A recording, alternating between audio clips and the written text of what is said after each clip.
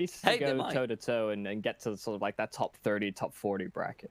Yeah, I'm sure they'd like that. Gospodarov in particular as an opera has been very impressive at times. And you know what's even more impressive? The fact that we've got big friends in big places. It's LoopBet who are bringing to you the betting odds for this map, actually. A 159 to 227. I personally think that's unfair to ESPADA, but hey, maybe Navi Jr. has something that has impressed the boys over at LoopBet. Yeah, and I definitely do believe that it will come down to, although it does quite often come down to this, that individualistic nature from Navi Jr. They can be so very strong as individuals. They'll need everybody firing right off the gate, and this connector stack from Navi Jr., oh, this is perfect for what ESPADA have laid out. Oh, Dima's taking first contact, can't find it, and this connector stack is going to be demolishing them. It's a meat grinder, but Dexter and Finnegan, they've got something to say about it as they come back and grind some meat of their own. Finnegan and Sotfig left alone. And, well, actually, Bits are one left alone. Finnegan's just mauling him backwards into Sotfig's waiting arms. Now, bomb is in their possession. Finnegan is, of course, the one having it. Sotfig's only job over here is not to die and to keep Bit at base so the bomb can actually come over. Smoke goes out towards the backlines as well as Bit secures there to be no chance for a rotation to come through from the other side. And now he cuts him off. Sotfig to shut down Bit. Very nicely recovered from ESPADA despite a great stack from Navi Jr. They're just not able to win the deals as ESPADA comes back and rebounds nicely. Yeah, and this is a player that really steps up in the moment. It's Dexter. He's the one that's been calling a lot of attention over to this ESPADA roster. He's had phenomenal stats as of late, just really leading the way for so many games, important ones at that, for this ESPADA team to really establish themselves. And he shows exactly why. He bails them out of a pretty sticky situation, getting those 3 kills, making it a contestable round, and it's well played from the ESPADA in the 2 versus 1. They try and limit the duels that were presented to them. So they take the pistol. Now it's on to the SMGs and the rifles, and it does seem like they've made the correct call. The stack towards A long. It's not going to be met with too much aggression, not going to be seen by the T side either. So once that bomb gets planted, that SMG, it's likely to go hunting. Hopa trying to fight away, but right now it's all about that one flash that Onke has.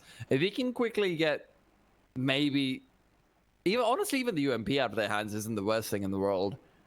Sotfig, if he goes hunting, drops the UMP, if the CTs can save it, that's a lot more utility coming up next. They're probably going to be forced to have an SMG should they desire utility anyhow, so it's always nice to have.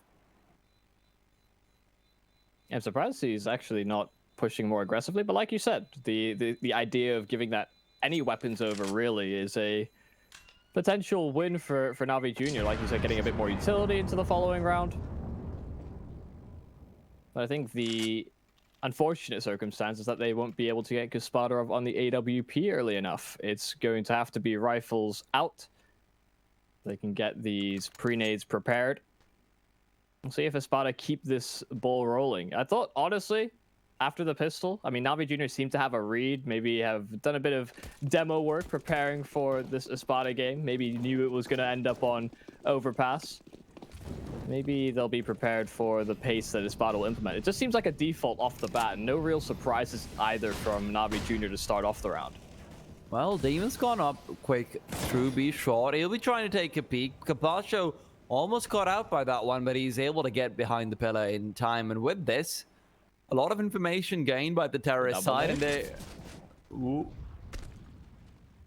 see, so they were going for the double nade after spotting out Capacho behind the pillar, but Capacho's repositioning is there because obviously he's under a little bit of duress on his own as well. What I like from the T side is how close to connector they're playing this because they can still rotate over very quickly. Now, what I like even better from the CT side is that Gospodarov is going for the jump spot in connector for that very same reason. They realize that, and they do retake over towards B short, but not through to the water itself. So some semblance of control has been regained, but Navi Jr. are still very much blind when it comes to any shenanigans that could possibly take place in the A site. So they have to be careful. Yeah, Patsy's been left to his own devices, just lurking over towards A. Not really drawing too much attention, doesn't have the utility to threaten it as of yet. I'm just hoping that he can hear and spot out those rotations. Now the execute comes in for a spot of 30 seconds to get this underway. The flash is over. They're good for any opponent up close, and Dima's there on the entry. He's going to try and find those opening picks. Topa's been taken down. Patsy eliminated on the flank, so that's not a worry for them anymore. But they take the site. Oncare for now undetected, and they don't clear him. Dima gets caught quick switching, trying to get forward position, and Bit chimes in as well. Now a man advantage for Navi Jr. coming into the retake. Well, Navi Jr. man advantage, yes, but that one grenade from Finnegan could very quickly equalize that. Bit will not be caught out though. Finnegan with the nade finds not Dexter, Onke, as Dexter will fall to the other side. Bit barely managing to get away from that nade, barely managing to evade the damage. Finnegan finds one. Is he expecting the defuse? Yes, he is. He comes, swings out, and Finnegan's the main man who I've got my eyes on. You mentioned Dexter, but Finnegan, he works with his teammates like a charm. He works his angles beautifully, and I think that's just an example of that right there. Yeah, I mean, brought it to the 1 versus 3. He comes up with the kill on Oncare. I mean, this nade, thought it could have done more, but it's just a little wide, and I mean, he plays it to perfection. This first headshot, the low HP on the secondary player, not a chance for Bit to really win that one out. ESPADA keep it going, and it's come down to a couple individual plays. I think it was 4 kills from Finnegan in the round. And I mean, there's so much we can talk about from these ESPADA players. I mean, I have it down. Dima, Dexter, Patsy. They're the top men. They're the top of the shelf. But, I mean, if you're getting good performances out of Softfig and Finnegan as well, this is going to be a tough best of 3 for Navi Jr. to overcome. Oh, yeah. That is for sure.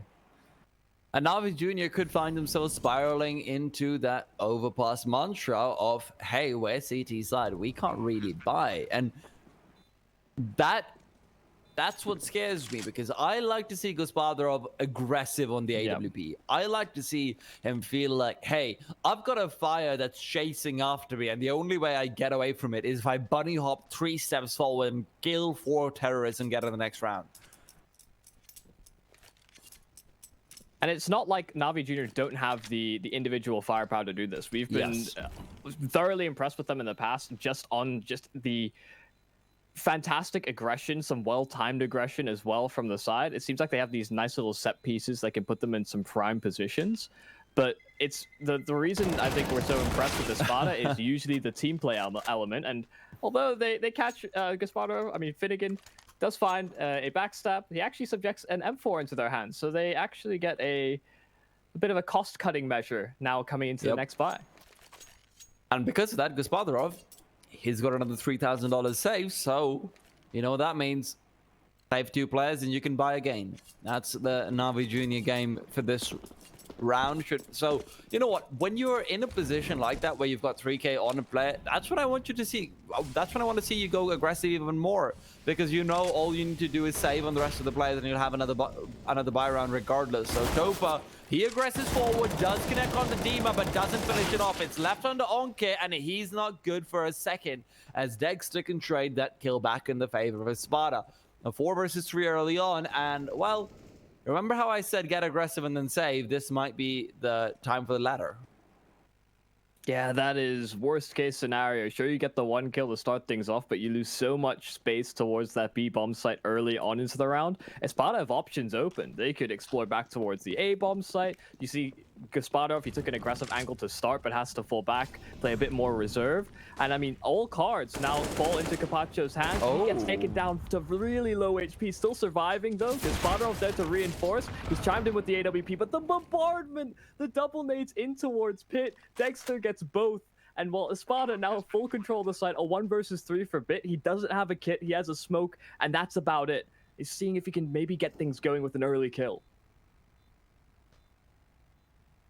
Well, Bit probably wants to save realistically again.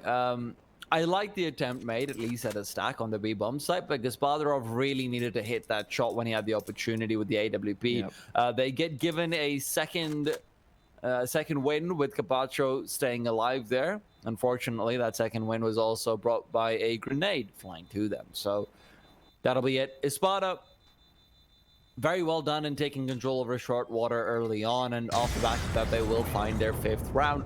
Na'Vi Jr. are continually finding themselves in positions where they have a chance, but the chance depends on aim duels and a multi-kill. And so far, neither one of those have really been found. We've actually got 2 players who, 5 rounds into it, don't have a single kill. Topa and Capacho, slightly disappointing performance from them. But all in all, I think those 2 are not the ones who I was looking at for the firepower regardless. I think Onke, Bit, and Gospodarov are really the 3 who I want to step up and chime in, go toe-to-toe, go knee-to-knee, go punch-to-punch with the ESPADA members.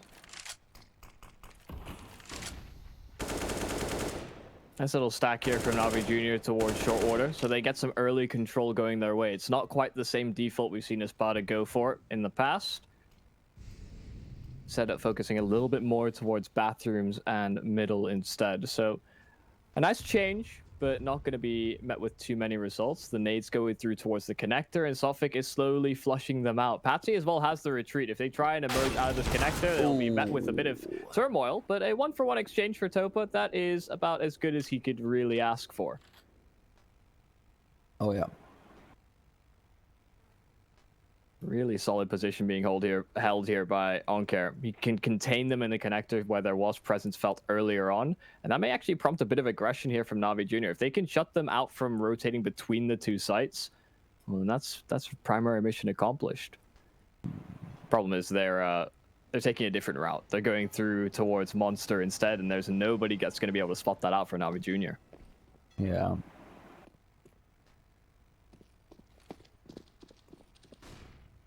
Well, Patsy finds 1, that's Onke to fall. With that, a 4 versus 2 will ensue. Capacho with the deagle, heavily tagged down by the Molotov and forced into an angle where Dima can just decapitate him. Gospodarov, listen man, it's a 1v4, you go for this, of course, you try and get what damage you can, but at the end of the day, it's just so incredibly unlikely. Dexter finishes him off as well. He can't connect with the headshot. He can't really even force the Opera to rebuy, get some money down. And money is not really the problem for ESPADA now, is it? When you're 6-0 up on the T side, it's unlikely to be in the first place, but theirs is particularly firm. Yeah, they're looking to win out the half in pretty convincing fashion. There needs to be a great performance from Na'Vi Jr. to pull things back. And you put eyes on the likes of Gospodarov, right? He got aggressive in a previous round. They went for short order control, and he wasn't really given the space to operate. We'll see if that changes now. And look at the forward facing towards the fountain. Bits in a progressed angle. Finnegan's not going to give him the peek, though. Finnegan stays back, and with this, I think the problem is that we're continually seeing ESPADA go for this B site heavy default, and although aggression straight into playgrounds is nice for recognizing that, recognition is not all you really need at this point. They have full fountain control, but Finnegan's also going to prevent a flank from coming in, and he can always be the late dagger in the dark. So Onke, inside connector, spots out a man, backs off, doesn't want to take that duel. Finnegan will be making sure they can't flank in from behind. And the A bomb site players are looking to rotate back to the side itself. With that, they can go back and reinforce B. But Monster Tunnel is the destination this time over, and it's got 2 players right outside it. Capacho and 1. Capacho goes down, and Dexter's there for the kill onto Topa as well. Beautifully done, as these guys know their angles perfectly. Still working it slowly. This is getting a bit dicey in terms of the time. 30 seconds. They don't really have the option to navigate towards that A bomb site, although it would be very much vacant as they've gone for the stack. Na'Vi Jr. are in a prime position to contest this site heavily, and 20 seconds left. Now they'll dial it in. The bomb getting planted. They're not actually going to be able to contest and stop that from going down, so they equalize the affair. Onkar, that unseen element on the site, they didn't fully clear him out, but now he's flushed out into the open. Patsy giving that advantage over to ESPADA.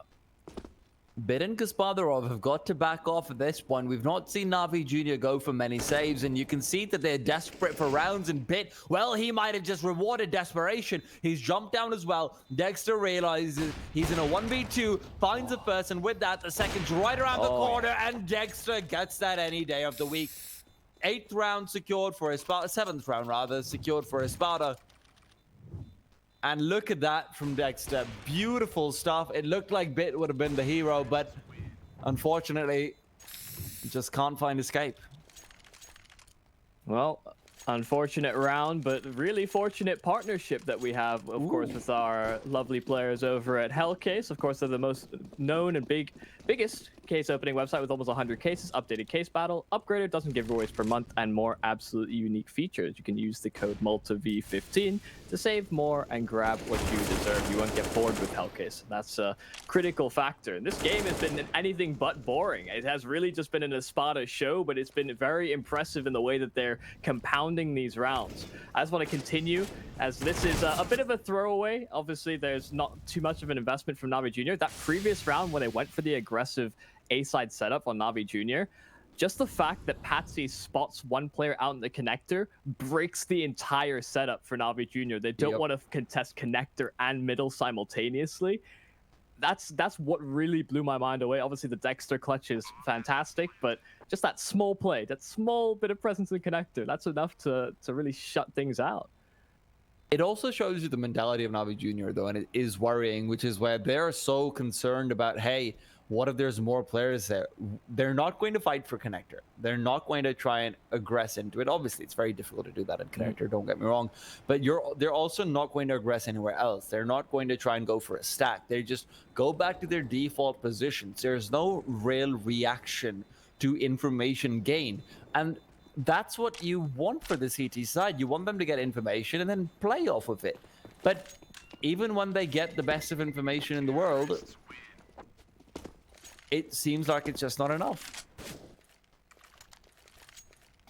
And also, just want to quickly point out, the entry kills onto the B-bomb site were beautiful. Yeah. Because the first thing that you see is that the rifle player moves in and he doesn't go for the player in the back lines. He goes aggressively forward to hard clear the angle. And Dexter is the one to take down Topa, who is sitting in the back line. So that trade is gorgeous. It opens up the entire B-bomb site for them, and that was, I mean, the round was basically done over there. Bit gave them a chance, but yeah. Finnegan now, though, he gets aggressive. Moving forward, is going to be able to catch out Kapalcha, who does get a kill of his own, but the CTs went for aggression in short, and the Ts have decided, well, we can just go up Monster the old-fashioned way. Oh. And Dexter just shuts them out from flanking towards Monster. They're contained towards short. The Molotov deployed as well. A 2 versus 4, not looking likely. This might just have to be that call to save. We've seen few of them. Actually, an absence of them, really, from Navi Jr. And finally, they bite the bullet. And at a pretty big turning point. I mean, ESPADA have already won out the half. Now, just compounding these rounds on the T side. We had yesterday's games as well when we were watching the Gambit Youngsters side. They had most of their success on the T side. Same to be said about Pact. Teams need to be investing a little bit more time in their CT setups. I have a feeling Navi Jr. might not have that kind of luck on their T side. It's just I'm inclined to agree. Yeah. I hold out hope. I mean, hope is always there. Hope is always there. But so cynicism. And Navi Jr. will be subject to that for a while until they can give us reason for something else. They do have another buy. No surprises there. That's generally what happens when you save guns on the CT side. Go figure. And the question is, again, what's the adjustment? Because before we saw them going aggressive towards short, but even that was countered out by a faster play into Monster where they just smoked off the Molotov. A great grenade because they've realized that the T side does like to go forward aggressively into Monster as well. So they'll get some decent damage onto Dima.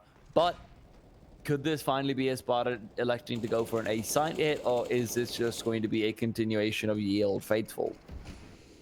We've kind of seen a stylistic change from ESPADA these past couple of rounds. They've been going for these kind of set play defaults, either taking short water control or going back towards middle instead. But this time they just group out long, or group out Monster. And they rushed them down in the previous round. It seemed like that was a potential call for them coming into this. But yeah, the utility is enough to deter them. Flashbang comes out. Dexter completely blinded up. But All's well that ends well, and the question is, does this end well for Navi Junior? They've got quite a few players. No, they're rotating back. No! Onke, come back to the B side. They need you. Stay. 25 seconds. And here goes the Sparta. This has to be the time to execute. Flash bangs that in. There's no utility on the CT side. They'll move forward. Topa's good for one and makes it two. Dexter refrags, yes, but Topa's still going. He's given them a chance that should be capitalized on. Flashbang is avoided, but can't avoid the bullets. Batsy left alone, and he will back off to save this AK-47. And with that, Navi Junior will inaugurate themselves on the scoreboard. They finally break the spree. They hold true to their setup as well. I thought after those initial flashes, Topa gets blinded not once, but twice. He fails to turn away from the first flash. The second one just blinds him even further, and he still gets away with 2 kills. So he really stood true to that position and understood that his teammate was coming to back him up as well. ESPADA really grinding down the clock in that execute meant that if they didn't find those entries cleanly, it was always going to be a pretty uphill battle to go through. And I think that's the silver lining thus far for Navi Junior. If they're able to get those kills when the site execute comes through, then ESPADA will be in a pretty chaotic situation, which I feel like it kind of plays into the likes of Gaspadarov and Bit. Well, it's a step on a long road, but at least they have set out, they've packed their bags, they've got their luggage in, they're ready to make a trip. Hopefully, their flight doesn't get cancelled. And that's what we're looking to see. Can Navi Junior get 2 together, or is this going to be a case of the missed flight? ESPADA, the other thing that we have to ask ourselves is, do they change up anything? They've found so much success on the B bomb site. Do they go for a more A-heavy default? And Navi Junior, I like this from them. The Molotov will make this a little bit trickier, but Bit inside with his teammate. Patsy has been playing this angle pretty regularly. Bit will be hard cleared. Onke is good for 1, but the trade's not ever going to be in the favor of the CT side, especially when Onke has been pushed out. Gaspadarov is watching his back perfectly, though. Finnegan was hoping to catch Onke off while he was coming out from that connector area, but Gaspadarov, he is ever present, ever watching, ever defending, apparently. Yeah, great little setup there for Navi Junior to secure the exit as well after getting the advantage. We'll see if Sophie can get something done. The jump spot is there for Navi Junior, so they do spot him out. Capacho in a good position, and one that will be bombarded. I mean, the nade sails over. It actually does no damage to Capacho. It doesn't quite hit the mark. They're now moving and progressing forward. Sophic there with the entry. Gaspadarov there to trade, but Dima's there as well. So far, so good for ESPADA. Equal when they were a man down earlier on, and with 35 seconds left, it has to be a B-sided play. They don't really have a lot of real estate towards at a bomb site, but they can't really stop Gaspadarov from getting a sight line. That smoke is enough for them to cross. But oh, look at Dima, like trying to just get above the smoke, see if he can find a cheeky frag. And there's Onke trying to creep out through the smoke. That's enough. That's going to be the advantage they were looking for, and they can get this bomb planted in a 1 versus 2. Gaspadarov moving forward. He's been the defender, but he can't be the aggressor. Not at this point. Still a very disappointing performance all in all from him across this series, but it is these kinds of moments where you're hoping that he will step up and make the billing. 3 and 8, not an impressive scoreline whatsoever, especially when you consider this is not a team that's been force spying to hell and beyond. This is a team that's actually been giving Gaspadarov the op very regularly. Yeah, sometimes not in the best spot to deal with ESPADA's pushes, but yeah, you do expect a bit more production out of one of your star men. They've really been missing out on the mark. ESPADA doing a very good job of controlling the map by and large. And even if Navi Junior go for some of these more aggressive setups, ESPADA still weasel away with rounds. Oh. Bit finds 1 early on. That's a good sign of perhaps things to come. Unfortunately, things to come also include a whole lot of orange on the scoreboard. That's quickly fought back by Onke and Gaspadarov. Back to a 1 versus 2, where the bomb's been lost control of, and the CTs realize that, and Onke is going for the next level plays. coming in to try and flank in from behind. Dima will find himself cut off pretty soon. Does he realize that he will? Dima's very careful. Onker even misses a shot in there. And he will find himself the 3K that guarantees a second round for Na'Vi Jr. Not a round that was expected, but one that is wholeheartedly welcomed. Yeah, really strong timing for Onker to hit there. I think there was a bit of a sound cue given by Dima, may have spammed his AK through the smoke early on into the round. And yeah, just the fact he gets those 2 kills out of the connector and then immediately goes for the monster wrap. I think if there was a couple more seconds in the round, or a couple seconds delayed from Onker's flank, Dima goes to just progress into the B-bomb site, has to change his attention elsewhere. But yeah, really well done from them. That could be a lifeline, really, for Na'Vi Jr. to recover this half. But, I mean, Finnegan's up to antics over at A. Well, it's Finnegan to start things off early on. Finds the first kill. ESPADA really needs to step up at this point, man. Got to make something happen. This is the first time ESPADA have gone for more of an A-centric approach to their hits. Unfortunately, kills are still coming out on either side of the map from the T side. So an early 3 versus 5 against the Na'Vi Junior side. Not a pretty sign of things to come. Onke might want to move past that smoke soon, though, as he has been smoked off. Capacho takes first point, finds a kill. Dima's been brought down. A slightly easier ordeal now, especially if rotations can be cheated over. Yeah, repositioning in at the barrels. He's called for Gaspadarov to reinforce the site. Gonna get into a pretty committed position here, but Onker, the flank timing, it could be perfect. Patsy's gonna get executed. Now the presence from Monster is gonna be heavily felt. Gaspadarov taking the first phase, trying to remain elusive. Capacho, he gave up the angle early. He gave up his position, but Onker's there to reinforce. Capacho, he's just hiding. Just knows that he can play that position to a T, but the nade, Dexter, it demolishes. And now it comes into a 1 versus 1. Onker, Dexter, they've both got double kills so far, but it has to be the bomb. It has to get planted. Onker's gonna take the space, but Dexter baits him out. ESPADA, another bailout round from Dexter in the clutch, but I mean, this T side, 11 rounds thus far in the half. That is surely an insurmountable task. I mean, ESPADA has such a big advantage. Dexter plays it so smart as well. Yeah, I think Dexter might be one of the smartest players in the tier 2.5 scene that I've seen in a while, especially from the CIS, where, you know, there's a lot of players with super heavy firepower who are individually insane, and Dexter fits that billing. But you add the fact that how he plays off of his teammates, how he plays in these clutch round situations. Yep. If there's anyone on ESPADA who I think gets the call upwards, I think it's got to be Dexter into a team like Forza or so. It's just a natural fit. XE Power is overrated anyway, in my opinion. So wow, rude. I think XE Power is good, but he's so CT sided. It just seems like he can't do anything on the T side. Yeah, I'm a big advocate for teams staying together through thick and thin, especially if they're on the up and up, which ESPADA have been for a large portion of time. So they've been making that stable progress. I'd hate to see them change things up now, especially with that team chemistry. It can be hard to replace. Indeed. Well, right now they'll be working hard to replace some of these CTs with newer CTs in the next round as they bring down 2 players early on. CTs will go for a bit of a flash. The flashbang over is not very useful as it collides against the train rails and doesn't actually flash out Dexter. So Onke versus Bit.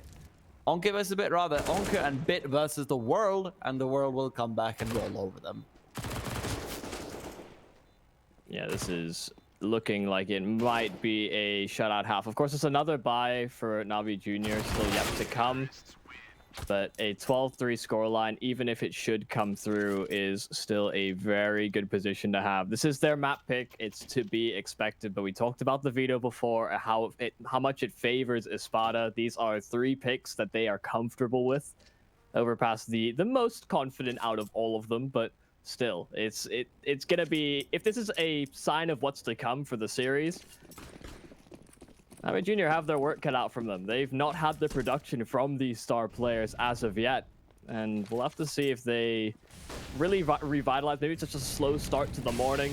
You get the coffee fully coursing through their veins, Hello, Stopa. Look at the aggression from Na'Vi Jr. This time, Oncare lands the spray transfer. They shut out the short pressure, and Gaspador chimes in with the AWP. They get that third round together in an instant. That's a fast round from Na'Vi Jr. to take it over into the second half. Would have liked to see that a few times over, but hey, it is what it is. 3-12, and just to quickly pick up on your point that you did, of course, make. I know it's the map pick of ESPADA, but the problem is it's still overpass and it's still T-side. It's still very quickly reflected in our odds from the partners at LukeBet. It's a 1-11. I hate to be the one to say this, but Na'Vi Jr. on their terrorist side have a lot to prove to us in a place where Gaspador, their opera, isn't really primed to shine. This pistol round is everything, and as normally is the case in the second half. But can they actually get it? Early on, they've gone for a generally very defensive approach, perhaps expecting Gaspador to be getting aggressive. And they're right, but not quite in the direction where they assumed, as the flank is now en route. Yeah, this is the one position they're not prepared for. They don't have that lingering presence. Oh, he's going to catch them on the rotation. Actually, Capacho comes out ahead. Finnegan's actually progressed all the way up, but okay. Capacho picking up the USP, not expecting the secondary player, but a 1-for-1 exchange in the bathrooms. Na'Vi Jr., this is the game kind of given up. This is an A-side stack from the T side, but Topa cuts off that connector rotation. Suddenly, ESPADA are left guessing. Well, if there's ever a clutch situation, I want the man Dexter on it, and he is there. So Capacho being fortunate enough, or really probably just their timing for Na'Vi Jr., where they know the exact timing of how long it takes. I'm going to give them the benefit of the doubt. But Capacho finding a kill, not expecting the second man, and although he gets given a fair shot at a fight, Finnegan does still eliminate him. Dexter in prime rotating position back for the A site, but it is still prime rotating position. They've chosen to stack on to B, and this might be a call for them to start moving back. There's 20 seconds on the clock. The bomb's going to be planted soon enough, and with 2 smokes still available for Na'Vi Jr., I think this retake might be impossible because of that utility. Yeah, very well played from Na'Vi Jr. Getting the picks that they need to, slowing things down. ESPADA had to guess. They had to stack and hope that things were correct. Well, now onto the retake. Finnegan, Dexter, caught behind the smoke is Finnegan. Dexter takes the first face, and now it's into a 1-on-3 that Finnegan has no real right in winning. There's the players going to swing. Bit does take him down, and Na'Vi Jr., that's the first piece of the puzzle. Had ESPADA won that, we'd likely just start thinking about Dust 2, but we linger on Overpass a little longer. Maybe this T-side can get rolling.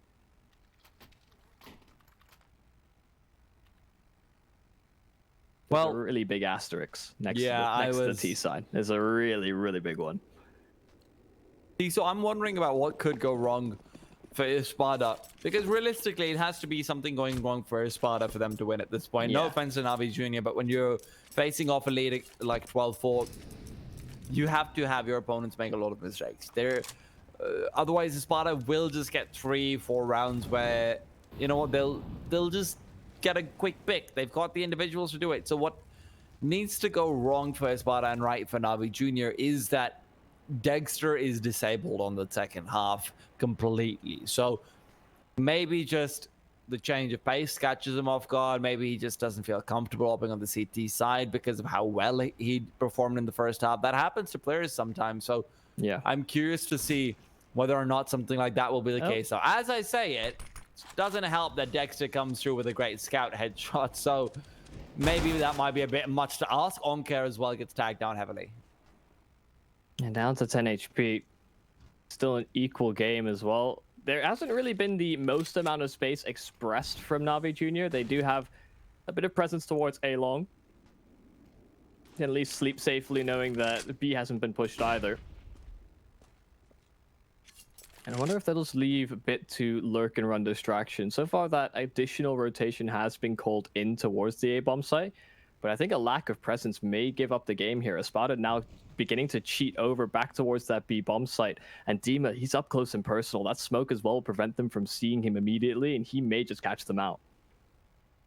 Dima The smoke's going to be dissipating soon, though. That's the problem. So Dima's got to come through with some big kills early. And on-kick catches off one.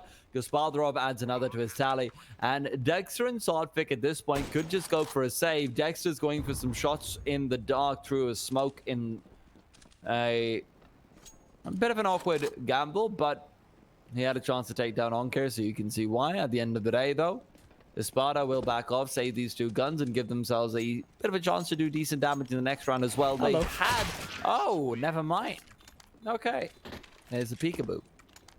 Yeah, he heard the steps, and he you know, the mouth begins to water, like, they'll never expect this one. Sure enough, caught with their pants down. ESPADA don't save anything over, so it will just be a pretty hard eco. Maybe a P250, maybe a flashbang. No utility. Okay, that's fine too. Of course, that does carry over to the next round. They should be able to get the AWP out on Dexter. I say with bated breath, trying to do math in my head, but yeah, they should be able to get that out. I hope. Otherwise, I just look like a fool. All right, Yumi. Sometimes we've all got to look like a fool. Myself included. Like last round, where I thought they'd be able to save. Yeah, it sometimes do be like that. Indeed. So you know, I was saying big asterisks to this T side. Yes. If the shiftier or like the longer contracts, the longer terms and conditions, I feel like the asterisks get smaller. So I feel like it makes more sense to say smaller, but then at the same time, it's like... Yeah, but at the same time, it's also just like... Oh, actually, USPs are supposed to be good at long range. Are they, though? Yes, they are. They get a kill. All right. But, yeah, I feel like the most annoying things that'll trip you up the most in a contract and get you screwed out of your house are probably written in the finest of all fine prints. So, yeah, you're probably looking at, like... an asterisk that looks like it's just a dot. Yep. I can't read that. Well, you got to read the fine print. How fine? And let me get my 100x magnifying glass out. Yes. Feels like that sometimes, honestly. I've read some contracts for a couple of weird companies, but hey, enough about that. Right now, what we're more curious about is the Ablin something Spiels National Park. I've never seen that sign before. Have you? Yeah. Okay. This isn't like looking up in the A-side apartments or Mirage. You know, I've noticed some of these things. Well, that being said, it will be the 6th round for Navi Jr. on the board. ESPADA are going to bring out the full buy at this point. Navi have successfully chained together the 3 from their pistol round. Now comes the big test. Now comes the test of 9, because if they can get to 9 rounds, ESPADA will then start to sweat, will then start to worry, and Navi Jr. will then start to think, hey, maybe we're still in this. Yeah, we'll see what the call is for ESPADA on the CT side, because Navi Jr., like you said, could just keep this ball rolling, make this a much more contested first map.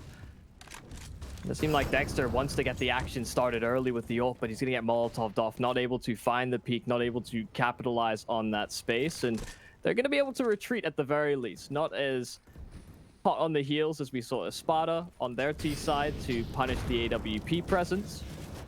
And so far, so good. Just tag damage done to either side of the equation, but no frags as of yet.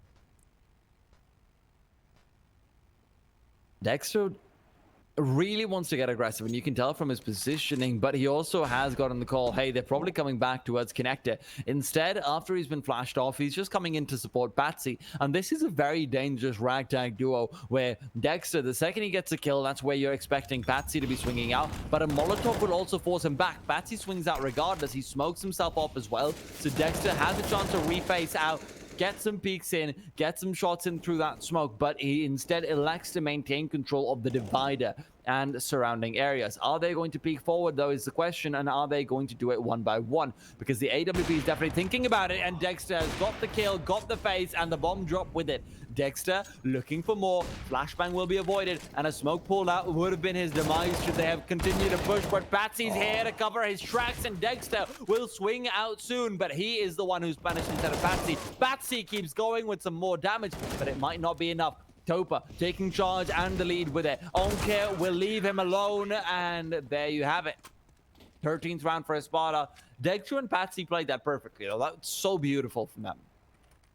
Yeah, I have to give it up to Navi Jr. as well. They seem to have a pretty good understanding of how ESPADA were going to be playing out this round, and they play around it, but you just can't account for the antics towards the bathroom. I mean, Patsy gets that double kill towards bathrooms. That is a flawless performance from him. Although Navi Jr. may have had the read, just not able to get the production where it was needed. Bit of a stab to start things off. Navi Jr. a little tagged on Allcare, but still a default on the cards. And they get control of short order very early. Yep. Nate Flapu early on. Dexter is a casualty of war, and with him goes Dima. Finnegan trying to fight back for his lost brethren, but his lost brethren might just be given another man to sit at Valhalla with.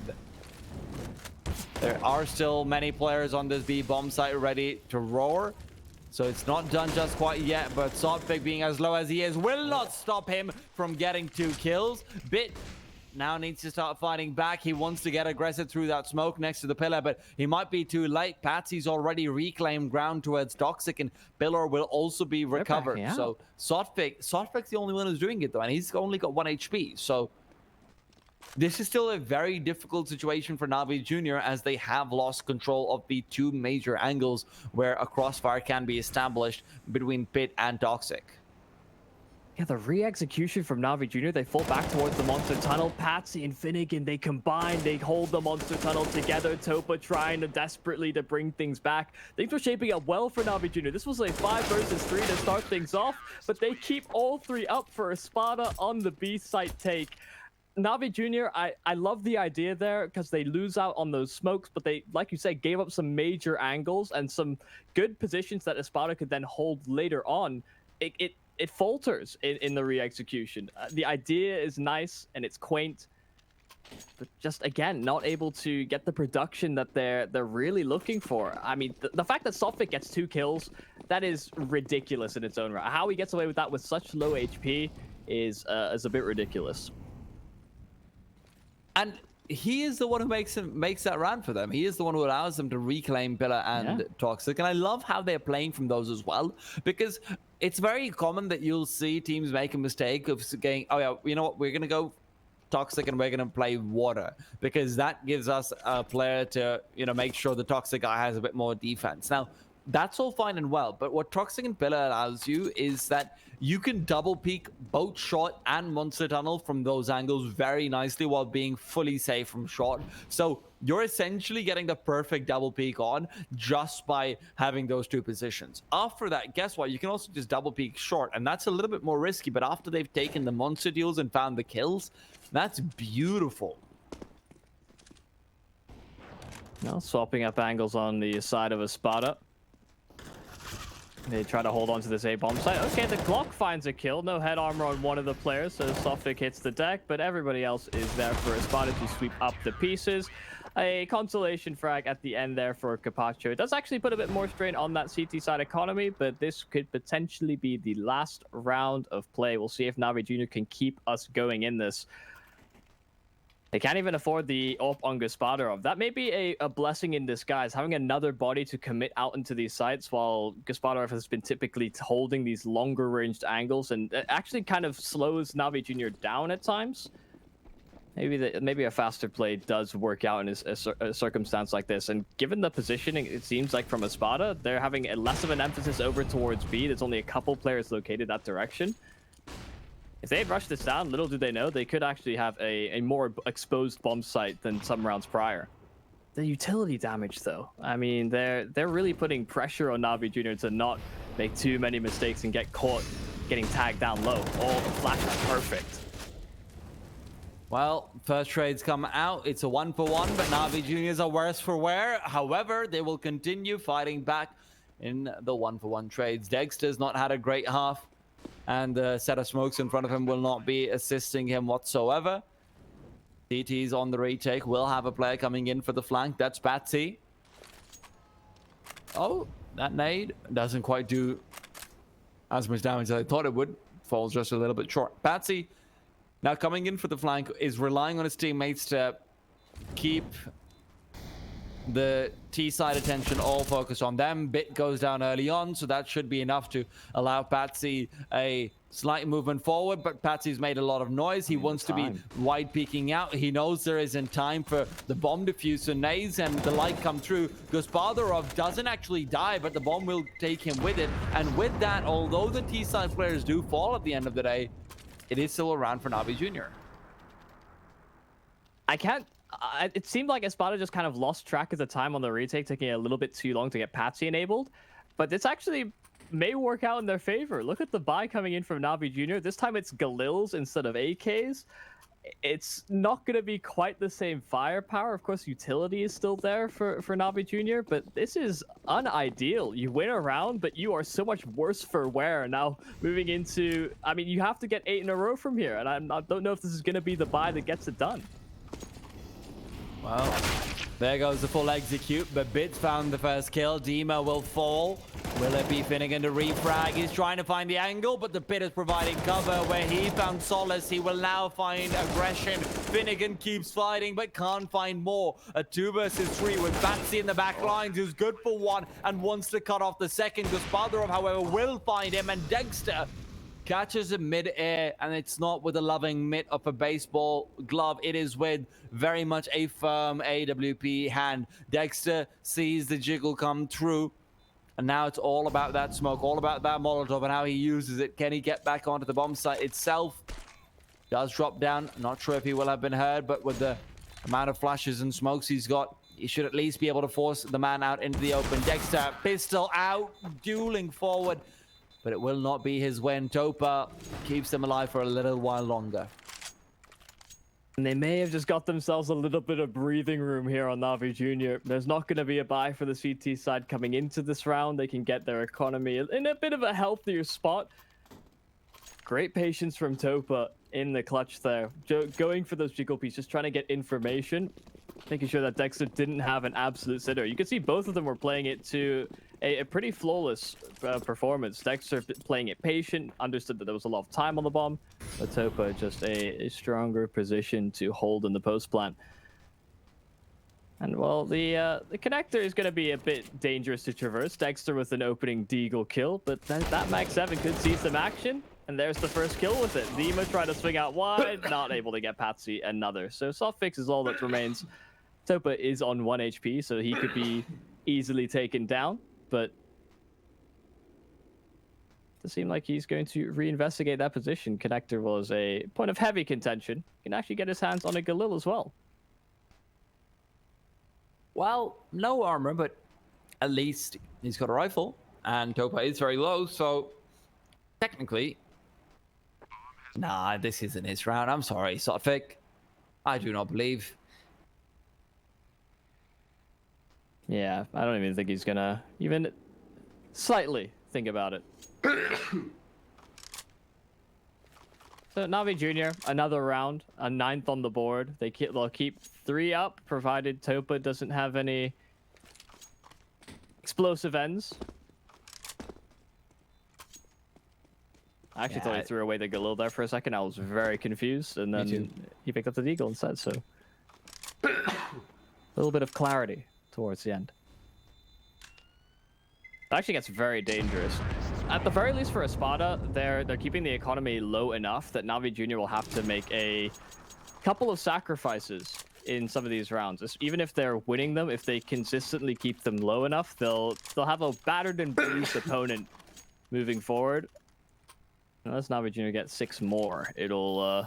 Yeah, it's still very, very difficult for them to actually get there now. Obviously, rounds are still always good to have, especially after you've had the first half be as abysmal as it is. You want the confidence going into your second map. But grenade goes up early on. Won't do all that much damage. And now, with full connector control being given up to Navi Jr., ESPADA have elected for a very defensive style of play. Gospodarov finds a kill. Where is that to, actually? They'd gone for the, I think the sight boost. Ah. I The see. door short. Yeah, they needed the door open, and Gaspadarov hits the pretty crucial shot. Keeps them all alive. Makes it work out. Dexter, however, always good for a trade. And it's all down to Patsy to keep Long dead to rights. Gaspadarov, brilliant timing on that flashbang comes through. Even Bits blinded up by it. So Patsy can just smoke himself off now that they have the advantage. The CTs will be looking to capitalize on it.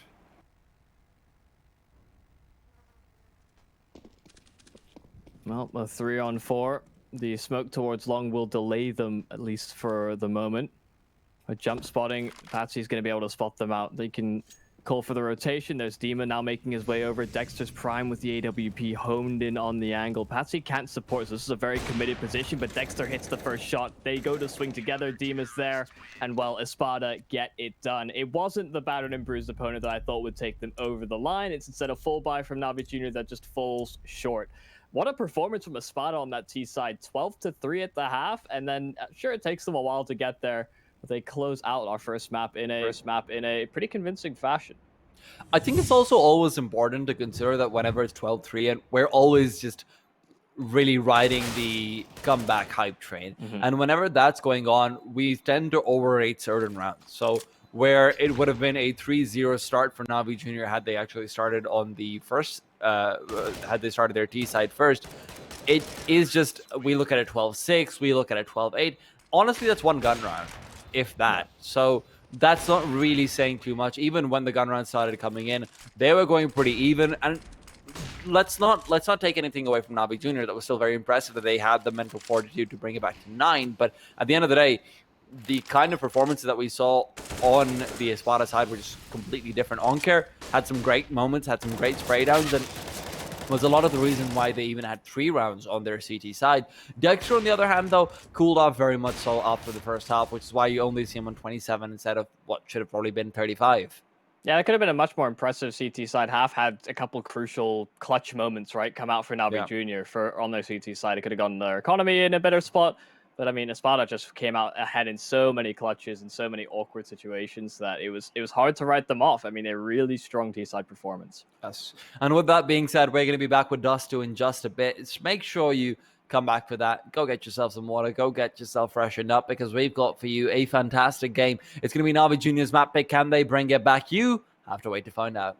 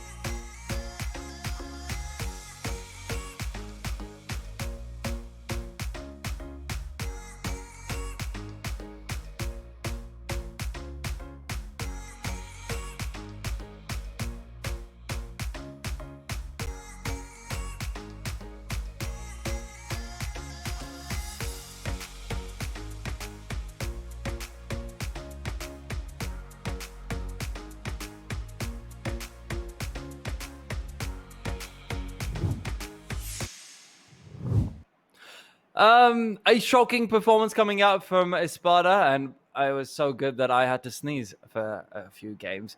And it just seems like some things get you teary, some things get you excited, some things get you sneezing. And apparently, a great overpass T side is what gets me feeling just a little bit under the weather. The question is, does Navi Jr. share the sentiment? Are they going to be feeling under the weather heading into Dust 2? Yumi, what are you thinking? Yeah, maybe you're just allergic to the comebacks because Maybe. it seemed like they were getting the ball rolling, and then all of a Yep. sudden it starts flaring up, and then the comeback's off. So yeah, I don't think Dust 2 is gonna really play into Navi Junior's camp. I mean, we talked about the videos before, the fact that it kind of plays out like Espada first picks all the way through, especially when they've had such good results in it in these past few months. And well, I mean, Dust 2, even if this goes the way of Navi Junior, Mirage is another contested one. So I mean, we can't understate that Navi Junior have had some really great performances on this map. That's really where we got to see Gaspadarov come online, something that was missing for a lot of Overpass. So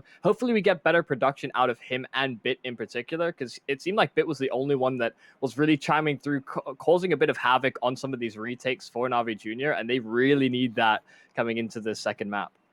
Well, Bit in particular loves to get aggressive on the A short anyway, so Yeah. I'm really excited to see how he goes for that. And more than anything else, I want to see Gaspadarov be Gaspadarov. I don't want to see him, trying to play like a fourth position op or like a third position like a Cajun B style op. That's not what I want from him. I want the crazy in your face. Flip a coin, and if it lands on head, well, I'm going to land on 4 heads for you guys. That's what I want to see from Gaspadarov. So I'm excited to see that come through. ESPADA, though, on the other side, they've got some very creative stuff on Dust 2 as well. We've actually seen them get quite a few boosts out as well. So they're not shy of getting their hands dirty in some muddy waters. Yeah, that one moment where I think we both got to witness it. I think it was like a 2 versus 4 retake on the A bomb site, and they just went for boost after boost emerging out of CT, and they just picked apart the post plant. It was a joy to watch at the time. Yes. And we haven't really seen too much of that from Espada. We haven't seen that same creativity from Overpass, but I suppose they didn't really need it. It didn't feel like they were under too much pressure to implement these more gimmicky plays that maybe Navi Junior will test them a little further. Maybe we'll get to see a bit more of what Espada have to offer. But really, all onus falls onto Navi Junior to bounce back, because that first performance, sure, it's not their best map in the pool, but you expect your stars to still show up and still have good performances as well. Well, Knife Round does go the way of Navi Junior, so maybe they can start things off on their CT side, and indeed they elect to do that. Now, CT side is always nice for the first half because obviously it's much easier to come back on the T side, as well as a few other reasons for Dust 2 in particular. But I am firmly convinced that on pretty much every single map in the pool, you want to have CT side first. But first, you also want to have your odds from, a great betting partner that we have, and it's LootBet, giving us a 168 in favor of his spot and a 206 for the Navi side. I don't know. I think that's fair. I think I'd favor Espada a bit more, but yeah. Yeah, this might be the first time if we go the full 3-map series that we see our partners over at LootBet just lean one way all the way through. And That's true. You certainly understand the reasoning for it. We'll see. Navi Junior start on that CT side, like you were saying. Gaspadarov has the kit and a couple of flashes. Everyone else investing in armor. And thus far, not going to be met with too much presence from either side. Bit may have just missed the timing. Oh, actually spots out the head, able to jump spot that position. That lower lurk that Espada were going to implement in the round in Dima, it's at least been identified, but long control firmly given up. You can see the control now being focused on short instead for Navi Junior. This is the point at which Dima really wanted to just connect with the quick head, but misses his opportunity. Navi Jr. so far full short control, like you mentioned, but retaking from short can be very troubling. So you've seen them very quickly accelerate Topa back to Gandalf, where he'll be trying to get a small crossfire going. Gaspadarov finding the first kill is incredibly important towards top mid, though. That cuts off any sort of flank from coming in for a while at least. Sotfik is still going for a flank, so he could still cut them off, but Gaspadarov in the meanwhile has found another. Dexter chimes back in with one, and they're keeping them at bay, but Gaspadarov is tearing them up. Unfortunately, they're not expecting Sotfik to come in from behind, completely tear into them. He's found himself too, and now it's going to be all down to a 1v1. Cabacho. Not planted for him. Yeah, that's the problem. And Kabacho can just stick this, but does he realize that? Sword pick. No. Oh!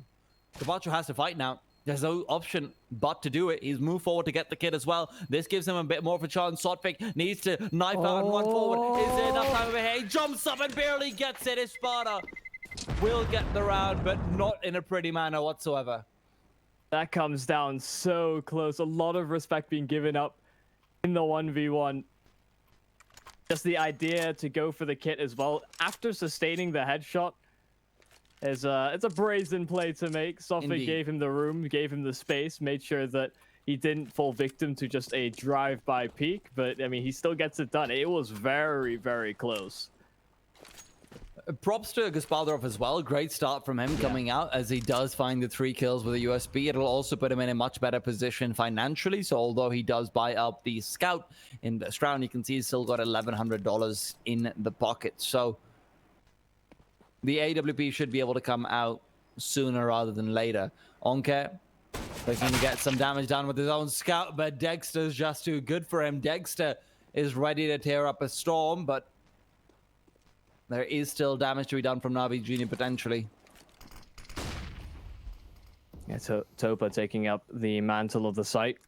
Does actually find himself behind the smoke, so a nice little one-way angle that can be worked off of this. But ESPADA aren't progressing. They throw the initial wall of smokes, and they're looking to bait out a response from Na'Vi Jr. For now, not going to be felt. Topa recovering the scout as well, looking for these longer ranged peaks. The flash comes through, and it actually blinds up the site player enough that they actually fall back. Na'Vi Jr. are losing a little bit of control towards the site. Now the Molotov rings through, and they're going to put a lot of pressure onto that remaining site player in bit. Topa's taking a passive angle. He's not hitting the shots necessary. So far, ESPADA have a decent amount of control towards the site. This player at Gandalf in Topa, oh, he actually finally gets spotted out. They thought he'd fallen back, and Topa chimes in with the deagle, brings things a little bit closer. And that's a big kill to find, but Sotfik is there for the response. Topa's position was incredibly threatening. Unfortunately for ESPADA, Sotfik can close him out. And look at this from Finnegan. He's not letting them get away with their armor. He's not letting them get away with these deagles. And I love to see the hunt come through from him. Yes, he's got a Galil, and it's very expensive to lose that as it is technically a rifle. But Na'Vi Jr. should not be given more opportunities than necessary to have a miracle round. ESPADA, for them, this recipe is very much predicated on keeping Na'Vi down after winning out the 1v1 pistol round in the manner that they did. Because once Na'Vi get the AWP on Gaspadorov, we know he's already feeling it just a little bit more than Overpass. Yeah, and ESPADA seem very much in the mindset of keep to a singular idea, right? They had Dima lurking in the pistol round, then they had Sotfik take up that mantle when Dima had been scouted out. So they're very much sticking to their guns. The Molotov up close, that actually breaks apart the stack there from Na'Vi Jr. So some good utility implemented to prevent those close-ranged engagements. You actually see a very default approach now adapted by Na'Vi Jr. They boost a player up on short. Topa, the nade's not going to quite do too much damage. Actually catch a player out with a bit of utility instead. Well, Topa's position might not be expected right now. Are they going to hard clear it? Yes, they are. So Sotfik finds himself 2 kills. I'm not even sure if Sotfik meant to hard clear that, because he was, of course, keeping an eye out on the Kenny S angle instead. But as he strafes right while crouching, he does just manage to catch out foot, and with that, he will be shooting him down. So Na'Vi Jr. so far without real damage done. Sotfik, yes, he's been tickled and licked, but it is just that. 38 HP on him, still plenty to work with when you're up against USPs. It's a shame. That Kenny S angle, you know, I remember having to call that out as Dragon. I think that was like a small sign for something or other. Yeah, it had a little picture of a dragon on it. I think that's why it was called that. Or maybe I'm just completely misremembering. You know, I'm just creating my own history for why I called it Dragon. Listen, man, I mean, I think that's a cool name. It's a shame. Yeah. The redesign took away the dragon. Oh, well, that is a shame. But hey, that's not the only dragon that's been taken away from us. Rest in peace, Cobblestone. Very true. There goes my chances of having a souvenir case give me $5,000.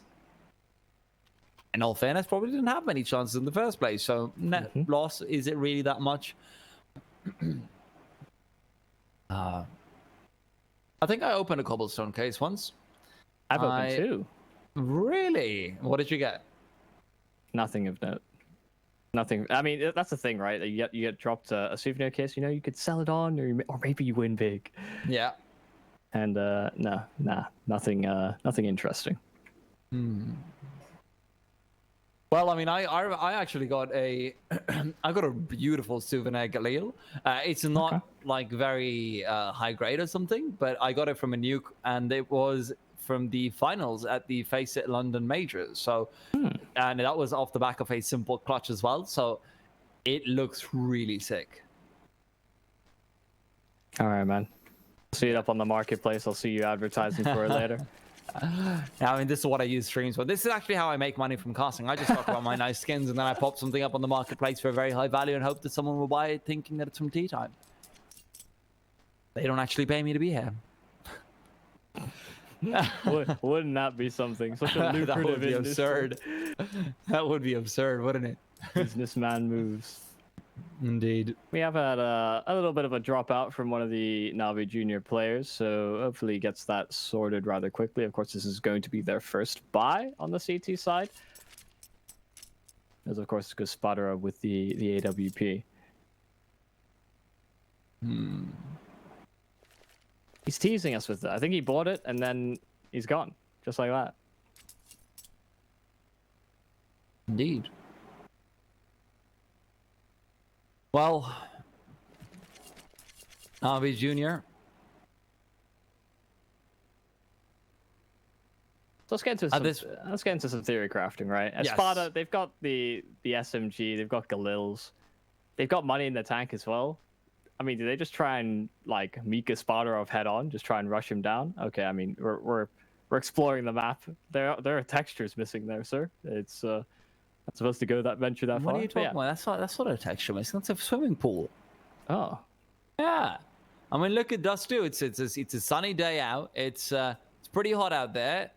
You know what the locals need, what the natives need? They need a swimming pool to go chill in. Valve is nice enough to make them a giant swimming pool. And look at this. Maison de Yacht de Charme. Al Qadrak. No, it's not Al Qadrak, it's Al Fazraq. Oh, I wonder what. So is this in like based in Morocco or someplace, which is Arabic and French roots? I never actually paid enough attention to the languages. You know what we should do though? So we should go around the map finding all the places with Arabic script, and I'll read them out for you guys. Okay, so what the Hatif Amumi, and underneath that is Surat al-Jawaz al-Safar. yeah. Okay, I can't Don't worry, I've got verify. you. I can't verify any of this. But yeah, That's all right. the map is based in Morocco. Just at Oh, Google okay. search. Okay, what's this? I'm gonna assume it says pharmacy. Oh, yes. Sabdaliyata al-Maghrib. But what? That makes no sense. Why is al-Maghrib in there? I'm guessing it means open till evening, but I think because that Maghrib means evening, but all right. Or it's actually also east. It's a language with many meanings to words. This is Sidalita. No, not Sidalita. Dude, honestly, Arabic script can be sometimes so much because there's some differences between my language and this one. But hey, Gotcha. Sidaliyata al-Kharab. I've got to say, for shops to run on a strip like this, right? Like they Yeah. can't be paying that much rent because the It's foot, true. I can't imagine the footfall is too Yeah. incredible. I mean, there are like all these. Technically, there's millions of people who are going across them every day. But yes, on the right, the direction says it's Qasr al-Qasbat. And underneath, I can't see because of the like. Can we align a little bit better so the T side players don't like overlap? Get a bit more elevation so you can sort Yeah. of read downwards. Yeah, but I think it's Fandak or Fandak Aurora. That would make sense. It says Hotel Aurora. So Indeed, Fandak means hotel. That's what it means. There you go. Ah. We've got it. Fandak Aurora. Thank you. multiple See? signs. They're making We've sure got that it. you know where that hotel is. Oh, that's faded. That's okay. Well, fine then. Maktab Muktab al Mahab. Wait, why I can't read. Can you go closer? Slightly closer, observer. Huh. Muktab al-Mahma. I can't read the one on the left because it's like crossed out. But hey, I know what it's time for. It's time for the start. That's my terrible impression. I probably wasn't very good, but hey, it is what it is. Dexter trying to fight back against the fires, but he will, at the end of the day, have to back off. And that's your Arabic lesson of Dust 2 for the day, folks. Excellent. I feel a little bit more well-cultured. I'm also proud of the fact that we've now established that it's Morocco. That might have been common knowledge for some, but I didn't know that. Yeah, well, we solidify that knowledge now. Indeed. And Bit has been given a lot more room than perhaps he should have been. The Molotov going out before the smoke is always going to be a little bit tetchy because the smokes are very annoying in how they defuse the Molotovs. Trust me, guys, no one really knows the mechanics of it. We just hope that they work and figure out where the loopholes are that we can try to exploit. Take this from someone... Yeah, take this from someone who spends a lot more time in a server than he should just practicing utility. Yeah, sometimes it doesn't quite interact the same way every time, but I mean, a fair amount of control that was given up to ESPADA early on in the round. They tried to get a bit of presence towards middle. They forced Bit to take a very committed angle. Now they set their sights towards A. This is actually going to be a bit of a feint. They're trying to get some presence made over towards that A bomb site, make Navi Jr. sweat, but it seems like a B site split is very much on the cards. Saltfish going to drop down, see if he can catch Bit off guard, but now they're going to have to flush him out to the open. The double Molotov, oh, that's really going to hurt Finnegan. They takes him out as he commits to the swing. Dima just trying to run distraction, draw attention away from the progression up ramp. 18 seconds now to get themselves onto the site. There's remaining elusive here on Navi Jr. Capacho finds the timing, but they lose the site. A 3-on-2 now with an AWP on the retake. This is not looking likely, but that forward position from Topa could be the key. Well, Topa got to start moving forward. ESPADA, the AWP is in the perfect position, and Topa doesn't dare wide swing out for that one, so avoiding the shot is just too difficult. Gaspadarov left to try and save the AWP. They will not have a buy in the next round. The CT side loss bonus isn't maxed out either, so it's even more difficult to actually string something together. Navi Jr. are going to be forced on the save yet again. And as I say that Gaspadarov can save the AWP, that might be a slightly tall order for him. Dexter coming in from the sidelines will potentially have had a chance to find him and cut him off if he had kept moving forward, but instead he's worried about losing his own op despite the T-side money being very good. He's a frugal man, and he is going to remain that way. Yeah, ESPADA are building cash on this T side. They recover M4s as opposed to the Galils, so a slight upgrade in that regard. But Navi Jr., they don't get the success coming out of their first gun round. It's unfortunate that it ends up in that manner. They ground out a lot of the clock. They were in good positions to deal with the B side push. They just couldn't get the crossfire to operate the way that they wanted it to. See if Gaspadarov gets a bit more contributions coming into this round. He locks down middle for Navi Jr. He does have support as well. He's going to take up a post towards the B bomb site. He's been tagged down to 31 HP, so I think they're just going to leave him to anchor here, see if the pistols can get something done using overwhelming numbers. And maybe Gaspadarov gets a bit aggressive, in fact. Well, Gaspadarov is now starting to move forward, and the AWP is actually one of the best weapons you could have of clearing out these angles because there are so many smaller positions. Unfortunately, an op can clear out that angle, but all the rest of them will be where they suffer. Bit and Topa to fall early on, and the A-bomb site's been given up. Capacho is next in line for the madness that is the ESPADA firepower. And Gaspadarov, yes, both him and Onker can still technically save up these weapons, but technicalities are about to be challenged. ESPADA are going to make them fight for it. Yeah, you can understand the decision to hunt. They've got money in the tank. It's not an issue as to whether they can afford to buy themselves in the following round.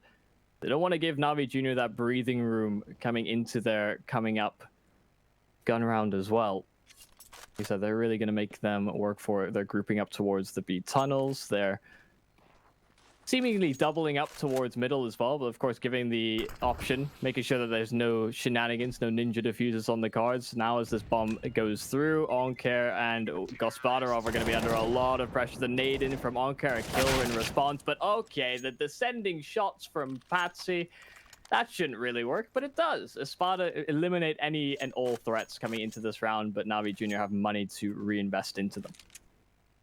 Double up comes out from Navi Jr., and this is where the money to reinvest becomes all the more expensive. If you've got the op and the M4 before, hey, this is just a normal buy for your team. But now you have to take on the full risk of the double op setup. You have to take on the full, hey, if we don't find the first 2 kills, we have to save, or else we just lose everything for the next 2 rounds. ESPADA starting things off with a 5-0 lead is not all too demoralizing, but when you add the fact that Overpass was a slightly one-sided affair and that Navi Jr. picked the CT side, this is starting to get a little bit touchy.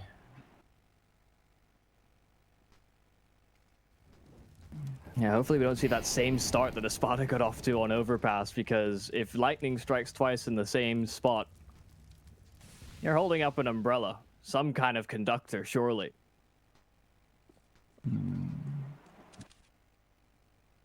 Smadrov waiting for someone to maybe push forward, but Dexter is just content with getting some mid control. Now, what is this boost coming out from them? They run boost across and inside. Sotfake made that look like some fancy footwork on the radar, and I'm sure it was.